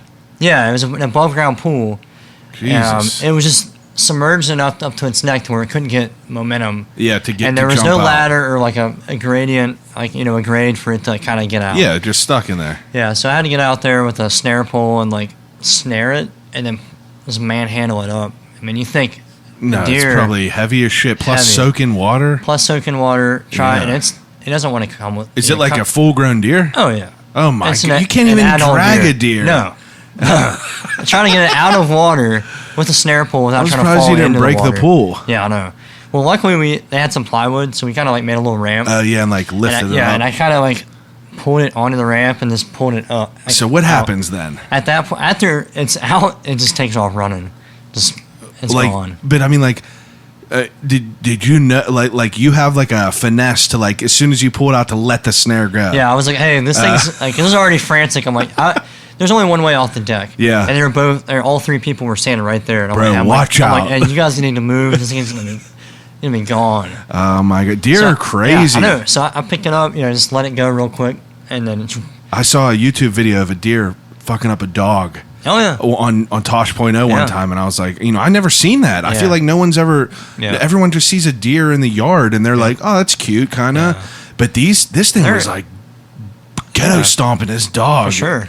It's scary. They're animals. I mean, they're going to protect their own. Yeah, absolutely. It happens. Wow, that is intense. And you've never been bit?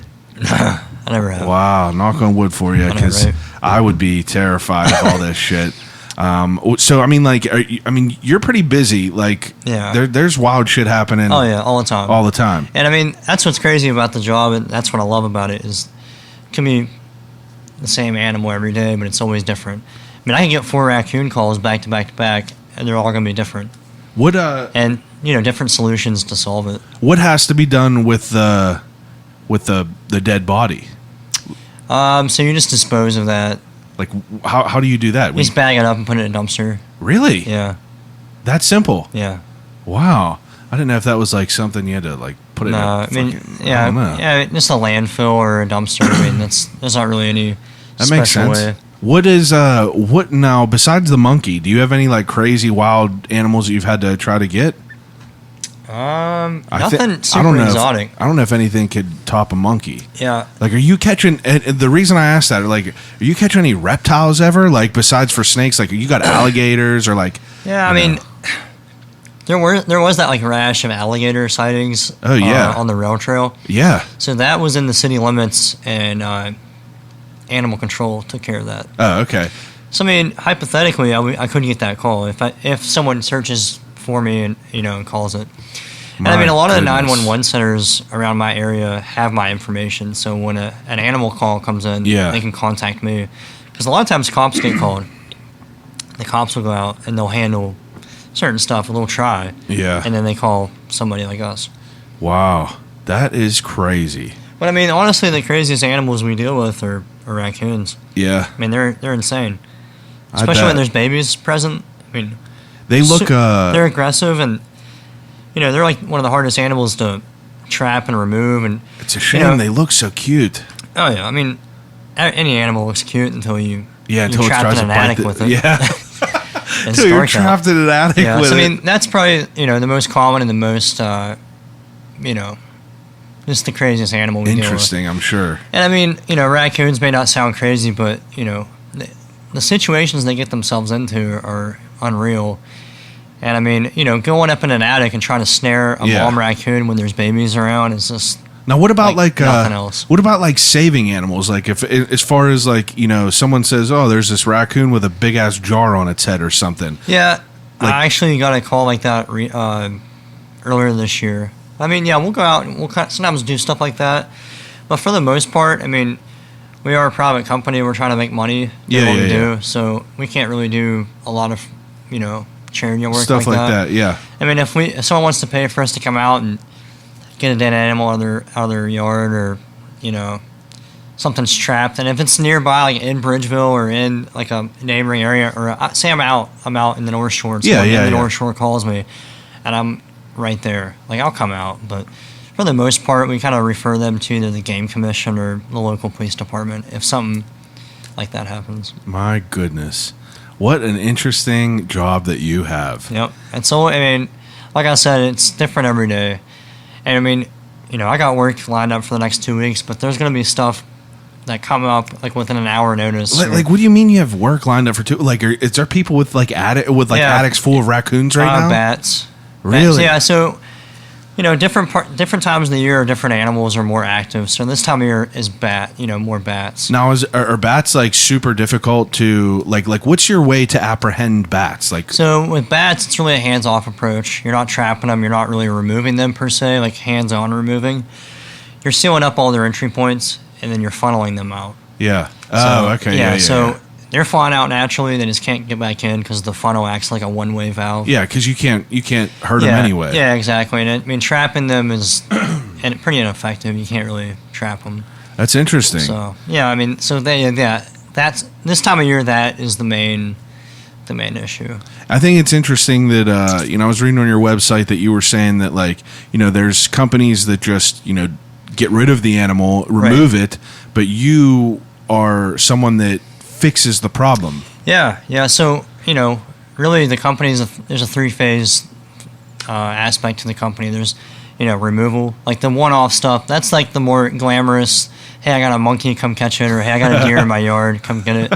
That's the kind of like the highlight reel stuff. That's like kind of cool to put on your website. And you ever think about getting a GoPro for something like a deer in a pool? Yeah, I've thought about it. Dude, I have game cameras.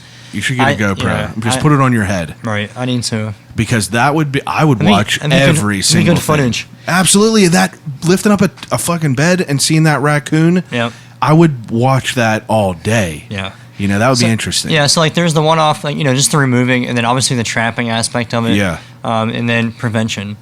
So prevention, you know, deals with, you know, just fixing what they've damaged. Yeah. And then, you know, ensuring that they won't come back and re-damage other areas that are kind of vulnerable on your home, whether it's holes that are currently there or maybe areas that are, you know, there's water damage or, you know, whatever, like wood that's weak or, you know, not attached properly. Yeah. What about possums? You know, I feel like people have a. I'm curious because, you know, I feel like they look the worst. Yeah. But you always see them memes that are like, you know, we mean well, like leave us alone. Possums are pretty awesome animals. Are they? Yeah, they eat ticks, and they don't really. I mean, they're a nuisance because they'll get in your garbage, but a lot of times that's just your fault for not bagging it up right. You've been up close and personal with them. Yeah. Like, are they super mean? No, they're not mean. Usually they play dead, or they'll kind of open their mouth up at you and like look at you. Sometimes they'll hiss at you, but usually they're just trying to stay still. They don't usually play dead. Yeah. But they usually just stay still. They kind of look at you. Yeah, they're not trying to eat you. They sure look weird, that's for sure. The most aggressive animals are groundhogs and raccoons. Groundhogs will try to ram their head through a cage to get at you. Yeah. Just because you're looking at them. My buddy Dan, you know, we'd be sitting on his back porch and, you know, we would just look to the right and, you know, we started to see this groundhog that was like literally the size of a medium dog. Oh, yeah. And it had to be, I bet you if I would have lifted it up, it would be at least 35 pounds. So, you know, we would chill there and he would just poke his head out and we would end up feeding it, you know, throwing apples to it and shit.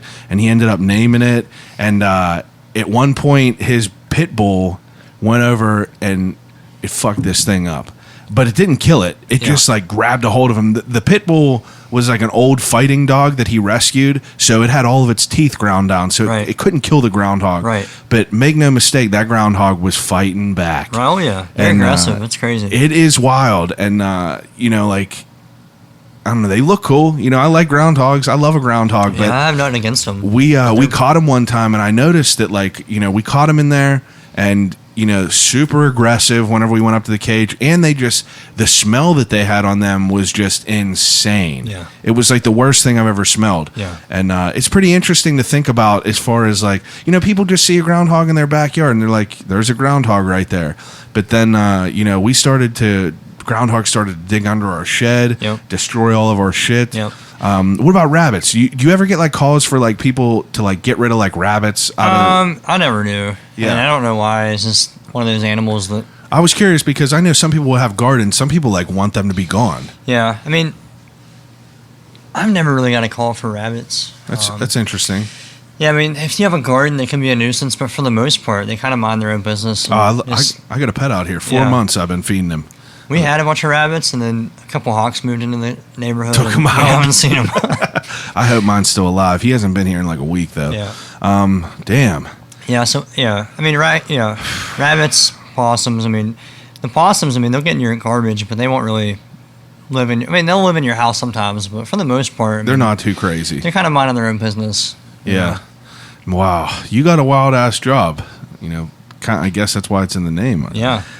So, like, what are your plans for, like, you know, I mean, you're still fresh in this business. Yeah. It's like, what are your goals with this? You know, when I first started the business, I had a goal of, you know, at year 5, I wanted to have a couple guys working under me, have a second truck, and be more of selling the jobs, doing the back office stuff, and less of the front lines, you know. Yeah, hands-on stuff. Like, I'll do the cool, like, stuff, but as far as, like, getting on the ladders and stealing stuff up and, you know, a lot of the stuff that's grunt work, you know, at year 5, I kind of wanted to get away from that a little bit. Yeah. I mean, I'm obviously young. I'm 29, so I'm really comfortable still being at that stage. Absolutely. But, you know, obviously, you know, year 5, business. I want to grow it. You know, year 5, I want to have a second truck. I want to have at least one other guy with me that is comfortable running his own truck. You know, that's the main goal right now, is that year 5 goal.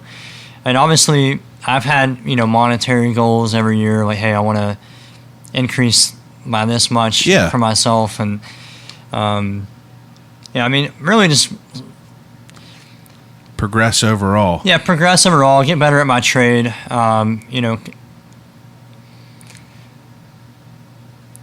Field as many calls as I can. Do you keep numbers? Stay busy. Of like, like how many raccoons you've like taken out? Well, yeah, I mean, I have QuickBooks, and it tells me like kind of how many jobs I've done on one species, if I label it correctly. That's pretty wild. So now, I have to ask you this. I have to. Do you ever feel some type of way whenever you have to, do the dirty deed and like take out these animals? Like, I mean, it's one of those things you get used to it. I mean, yeah, like anything, you get like once you had exposure to something, repeated times. Was it messed up at first? Yeah. I mean, you kind of feel guilty. Yeah, I mean, like that. I have to ask it. Like, I'm curious about it though. Some people, I'm sure would be like, it's just whatever. But yeah, it's just part of the job. I mean, obviously, you just try not to think about it too much. I think that it's also interesting. If people listen to this, like, I think it's interesting to hear, why it has to be done like that. Yeah. You know what I mean? Yep. I never knew. Yeah, I mean, when people get upset about it, they're looking at it from an emotional standpoint, and they see, same with like teddy bears. I mean, a teddy bear is a false representation of a bear. Oh, a bear, they're aggressive. You ever see The Revenant? Yeah. Oh, They're not friendly animals. I mean, they might look cute in certain pictures, and they have a certain image and certain lights that is, it doesn't do them justice. Yeah. Does it weird you out seeing like obviously you're on Instagram and stuff? Have you ever seen like the people that have like the raccoons as pets and everything? Yeah. It's like, does that weird you out? Yeah, it's a wild animal. Because it's like you see the absolute, zombie raccoon eating its tail, ready to take you out. Yeah. But then you got other people just petting it like a cat. Yeah, I mean, that's their prerogative. I mean, if they want to do that, they can. I mean, at the end of the day, it's a wild animal. Interesting. Do you have pets yourself? Yeah, I have 2 cats. 2 cats? Yeah. That's what's up. They're pretty awesome. Cats are pretty wild. Yeah. Definitely wild. I mean, yeah, I don't really agree with that, but it's understandable. I mean, it's understandable for sure. That's why I ask it though. I want to know your opinion on it. But man, you got a interesting job. I feel like it could not be boring. I feel like it's not. Definitely doesn't ever seem boring. There's always something. Like I said, I mean, over the next couple of weeks, I know what I'm getting into, but at the same time, every day is a new day. Yeah. And I mean, I can go home tonight and get a crazy call that someone's got a bat flying around their house. You just never know what you might get a call about. That's hilarious. So just keeping the phone on and answering calls, that's the first thing. You'll get yourself into some interesting stuff if you do that. Man, I bet. Wow. All right. So I do an ending segment of the podcast with all my guests. This is, it'll be interesting. It's called Desert Island Questions. Everybody gather up, please. I think this is a perfect opportunity for all of us to participate in some really intense, psychologically revealing conversations. So we're going to be playing Desert Island. Desert Island. Desert Island. Desert Island Questions, whenever I give each of my guests 3 categories to take with them on a desert island until their expulsion. So the first category is 3 things to watch on a desert island. So you get to pick 3 choices of things to watch. It could be movies, TV shows, whatever. I mean, I'm only taking The Office. You love The Office? And the whole season, every season of The Office. That's all I need. That's all you want? That's all I need. All right, I'll allow it. That's one of my favorites. You should definitely check out What We Do in the Shadows if you like The Office. Yeah. It's like a docuseries type where they're like, talking to the camera. They swear. It's hilarious. That's awesome. Plus, they turn into bats a lot. You probably would enjoy it a little bit. For sure. I'll check it out.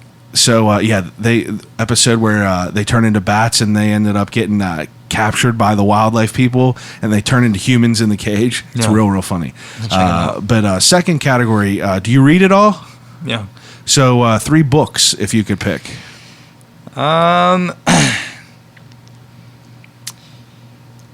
Probably anything by Stephen King. You like Stephen King? I like Stephen King. You read it? Yeah, for sure. I got about 350 pages into it, and I had to put it down. Yeah, they're pretty intense books. I mean, they're wordy. Wordy? That's an understatement. He'll 50 pages about what's on a table? Yeah. I mean, it's the best representation of, like, you get a full-blown image of what's going on there. There's no detail left spared, but, it's... I like it. That's- It's hard to get through. I mean, I get it. I don't think there's a book with less than 1,000. I'm not an accomplished reader. That's why Yeah. it's hard for me to read that, because it's like, I don't know. It's crazy. He's a wild animal, though. Yeah, the stuff he imagines up is unreal. Writing books on alcohol and cocaine, like a whole drunken stupor that he doesn't even remember. That's insane. wild to think about. Yeah, so probably anything by him, and then any type of like, I like his fantasy and horror stuff, but I really like things that are more grounded in real life. So like, books based off of real events, especially like anything to do with like war, battles and accomplishments during war. That's Understandable. really interesting. What's the most recent book you've read?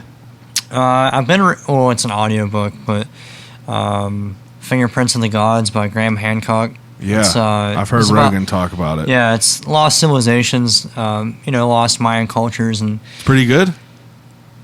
yeah, it's really good, but it's it's a little dry. Yeah. It's history, and it's kind of wordy. It's kind of nerdy too. I mean, it's really That's all right.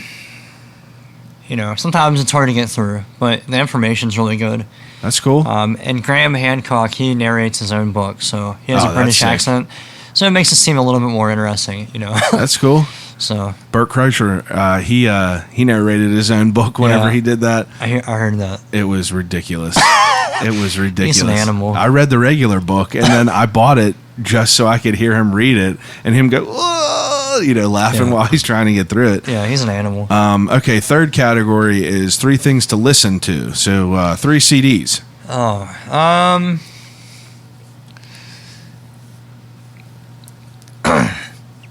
My music is really broad. I like a lot of different things. That's all right. So how about I just name you 3 artists and that works. any album by those artists? Anything by Tyler Childers. Yeah. Everyone's been getting He's into like, him. Yeah, like Americana, folky, Yeah. country. I've been hearing him all really over raw, the place. passionate. You ever listen to him? Yeah, I have a little bit.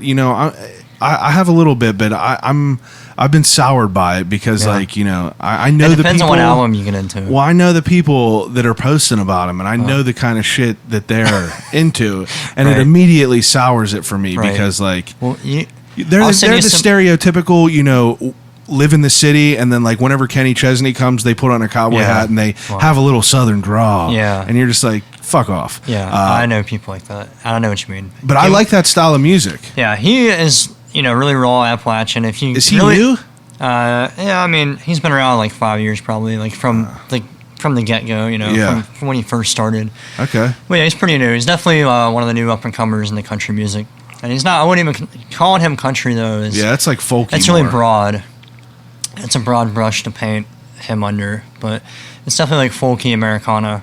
All right. And there's different albums that have kind of different sound to them, so it depends on what you like. If you like that more like singer-songwriter folky stuff, some of his earlier stuff is a lot more up that I'll alley. dip into that. Yeah, and then some of his newer stuff's more like kind of like honky tonk country. Yeah. Some of his stuff. I'll give you some stuff to listen to. All right. Anything by him. And then I'm a big like metal hardcore guy. So Like who? Like Kubla who? Khan. Oh, I know all Yeah, about them. Kubla Yeah. Khan is like one of my favorite bands. All right. So definitely them. I mean, they're like my workout playlist, like go to. Yeah. And if I just want to jam at work with some headphones on, they're going on. All right. So try to do a little bit from each genre that Yeah. I like. Next one is gonna be more mellow, emo-ish, brand new. Oh. Yeah, so brand new. Those 3. Got lyrics tattooed on my leg. Yeah, brand new is the shit. Yeah, So, yeah, I brand love new, it. Tyler Childers and Kubla Khan. Those are good. That's Hell a yeah. good variety. A little bit of variety. It depends on my mood. What That's I'm all into. right. Yeah, I like so, that for sure. That's yeah. good. You ever hear Nikki Shoulders? Yeah. Nikki Shoulders is someone that I just started getting into like the last like 3 or 4 months. Yeah. But I'll put him on whenever I'm like riding my bike. Yeah. And I don't know. He's an animal. I love Yeah. it.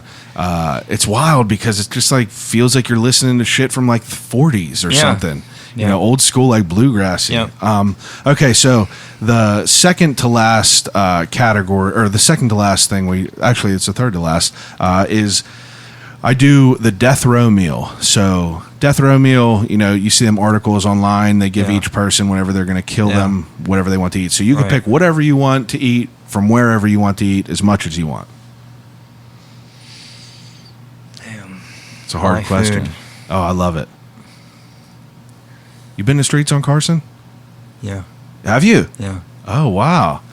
That's good stuff. Yeah. Honestly, man, probably just a nice juicy prime rib, cooked medium, baked potato. Actually, no, like cheesy hash brown casserole. Ooh. Maybe some like broccoli with florets in there. There you go. And then top it off with like banana pudding or some type of. Ooh, that's good stuff. Something like that. Yeah. Something like hearty, like prime rib. Prime rib, I never really got into prime rib, so like I was in Texas for a little bit for the military. Yeah. And Texas is barbecue and steak everywhere. That's where you got into it. Prime rib, man. We found this place that does prime rib every Thursday. Here? No, not here. Oh, okay. It's in shoot. Who got a good prime rib around here? I haven't really found one. Okay. Al's Cafe in Bethel Park has a decent one. Al's Cafe. Al's Cafe. Okay. But, I mean, Texas, you can't beat a prime rib from Texas. I mean, they're cutting it right off the freaking cow. Yeah. And coming right in with it.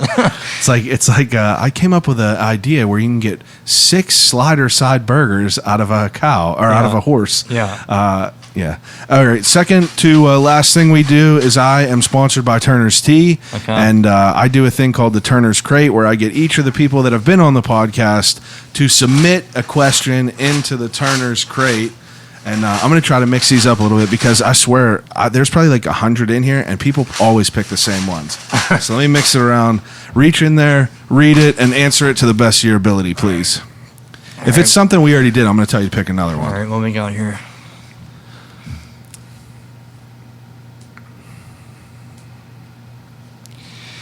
All right, Ryan Rivet. Ryan Privet. Privet. Yeah. Oh, my bad. That's all right. Sorry, Ryan.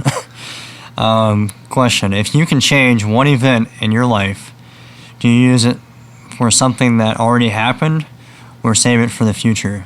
Damn. It's a good question.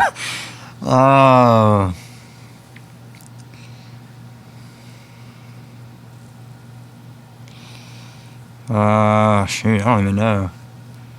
I guess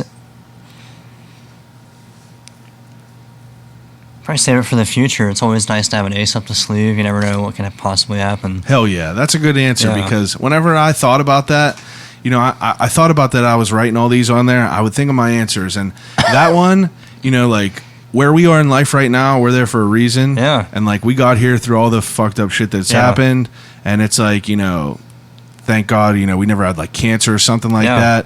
Keep that up, keep that ace in the sleeve in case something crazy happens. You don't ever know what's going to happen because like right now, I mean, we're healthy. We're at our peak almost. Probably. I don't even know. We're doing all right. We might still be peaking. I don't know. Yeah, we're doing 20 all right. years from now, you look back. I mean, these might be the golden years. Hell yeah. So I'm trying to keep that ace up the sleeve. What's Andy Bernard say? He says, I wish we could know when we were in the good times when we were in there. Yep. Man, and then you just start crying. Yep. All right, so the last question that I ask everyone is if you could have a conversation with anyone alive or dead, who would it be and why?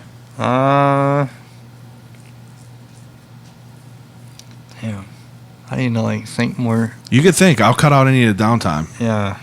I need to think about these kind of questions beforehand. That's why I ask them on the spot. Who would I talk to? Alive or dead? I mean, I'm probably going to talk to Joe Rogan, let's be honest. Yeah. Really interesting guy, super curious about everything in life. Everything in the world. And he's obviously super successful and didn't come from success. Yeah, he had a fucked up life. Yeah, he had a really fucked up life. I mean, a lot of people are into him right now, so that might be kind of a... When did you start listening to him? Probably a couple years ago. Yeah. And then ever since then, I don't know what the first episode was. Yeah, I can go back and look. Were you into podcasts before him? He was the first one. Okay. So, no. I think I was into podcasts. Yeah, the first one I ever heard of was Serial. Oh yeah. So any of those true crime podcasts. Oh, I love them. You ever listen to S-Town? Yeah, S-Town's good. So good. Somebody knows something. All those. Up and Vanished. Yeah, Up and Vanished. Yeah, anything like that. That's what me and my girlfriend are always always listen to. Yeah, it's good stuff. A buddy of mine was like, "Hey, check this episode out," and I didn't even know who Joe Rogan was. I knew he did Fear Factor. Well, I didn't even know that because I didn't really watch a lot of TV growing up. Oh yeah, so UFC. I knew he did UFC, but see, before that, I always got him and guy who owns UFC. Dana White. Dana White. I always got them confused. I'm They like, look they're the exactly same the guy. same. They're like clones. Bald, thick, stocky kinda, dudes. Yeah, thick, kind of stocky. Kind of average looking faces. Yeah. So I got them confused a lot, but I knew he did UFC stuff. So started listening to him, and it's been pretty much every episode since then. Yeah. I've listened to. I mean, some of the guests, aren't as interesting as others, but for the most part, I mean, 9 out of 10 I'm listening to. Yeah. Like, Do you have a favorite recurring guest that he has? any of the ones that are like into the government intelligence stuff? Yeah. Any of those guys like Bob Lazar ex-FBI, and shit? CIA, Bob Lazar. Yeah, that guy's really interesting. I didn't listen to the Graham Hancock. I didn't listen to the police psychologist that he just had on. That was really good. I did not listen to it Especially yet. now in this. What was her name? I forget. I don't remember. I gotta horrible look. names. I know. I got to look back at it. Yeah. I'm very picky choosy with him because I just don't have. I don't really listen to him too much anymore Yeah. because like I'm talking about podcasts in general. Yeah. My consistence that I always go to is like. I'll usually listen to the Honeydew with Ryan Sickler. Mm-hmm. I listen to his old one, The Crab Feast, and then I'll listen to a lot of Theo's. I'll listen to they're like funny as hell. Oh, he's an animal. I don't listen to them, but I follow them on Instagram, and I'll when You they don't listen to post- Theo's?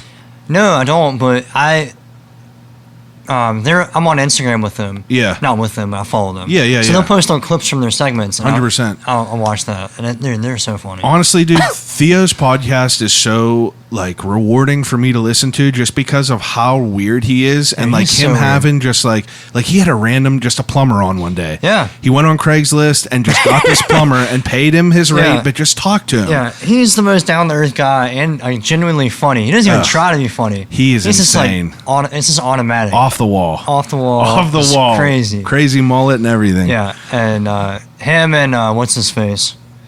There's Bert. There's there's Well, Andrew here's the guy that's Schultz. always on there with Theo. Oh, Brendan Schaub. Yeah, Schaub's funny Yeah. as hell too. He's a They feed off each other really well. Like they are totally different, but like they feed off each other. Oh yeah, Schaub and I love Schaub and Brian Callen and the fighter and the kid too. Yeah. We were. I was into the podcast shit for a minute. Those dudes are awesome. The old Rogan shit was awesome too because Yeah. like. When it was live. Yeah, like Yeah. back whenever it was the Wild West, and people were just like, I don't know, I shouldn't say that. Yeah, should we not say that? Yeah, it's crazy. Well, we're live, so. Well, man, I couldn't thank you enough for coming over and taking some time out of your day and talking to me about what you do. Yeah. Sounds awesome. I appreciate you having me, and maybe one day we can go on a call together or something. Dude, listen, I would love that more than anything. I'm trying to be like the next Mike Rowe Dirty Yeah. Jobs. Like, I really am. I was going to ask you that ahead of time, but I never know about people. Yeah. But let's talk about it after. But take a second, promote anything. Tell everyone where they could find your services if they need it. So, Hey, if you got a rabid raccoon, listen up. if you are on Instagram or Facebook, you can go ahead and follow me. On Instagram, you could follow him at PGH Wildlife Management. All right, and you can- management spelled out. management spelled out. The rest is just PGH Wildlife Management spelled out. Or you could go to www.pghwildlifemanagement.com. There you go. That's if people Also, 24/7. Yeah, 24/7. We're also on Facebook, so if you want to give us a like, Yeah. just give us a follow. You can look at all the weird shit that I post. He posts random posts wild shit. wild raccoons and Yeah. trail cam footage of people's attics, and You posted a skunk today. yeah, skunk today. So Honestly, dude, I didn't know. I didn't know. I never know who is going to come over, and I never know what they're going to be like. Yeah. If they're going to be good talkers or not. Yeah. And whenever you posted that picture of a skunk, he said another stinking Monday. stinking Monday. I was like, that's awesome. That's Yeah, good so- stuff. You ever been sprayed by a skunk? Indirectly. Indirectly. Yeah, my girlfriend will say that I was sprayed directly, but it was indirect. It sprayed the ground. I stepped in it. It was like on the sole of my foot. Now, is that urban myth? Tomato juice? I've never used that. Yeah. I mean, usually if you just stick your shit outside for a week, it'll wear off. For a week? Yeah. So my boots were on the front porch, but whatever. So yeah, I appreciate you having me on, and it's been great.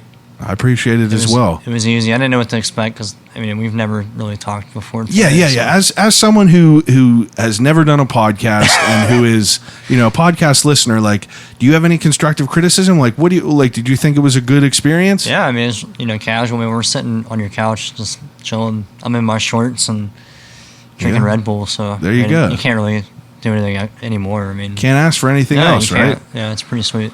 All right, everyone else that's listening, I appreciate it as usual. We are out here pumping out good episodes, so if you feel kind, please give me a rate and review and subscribe to the podcast. That's a big help for me.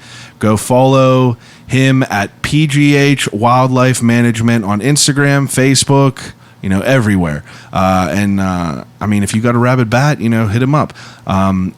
Website, www.I'llCallYouRightBack.com. I got mugs on there, got some t-shirts on there. We're gonna have some new shit coming up, but if you don't want to buy anything, just rate, review, subscribe. That's all I'm asking for you. If you got nothing nice to say, keep that negativity out of the way, and I appreciate everyone listening. Call you right back.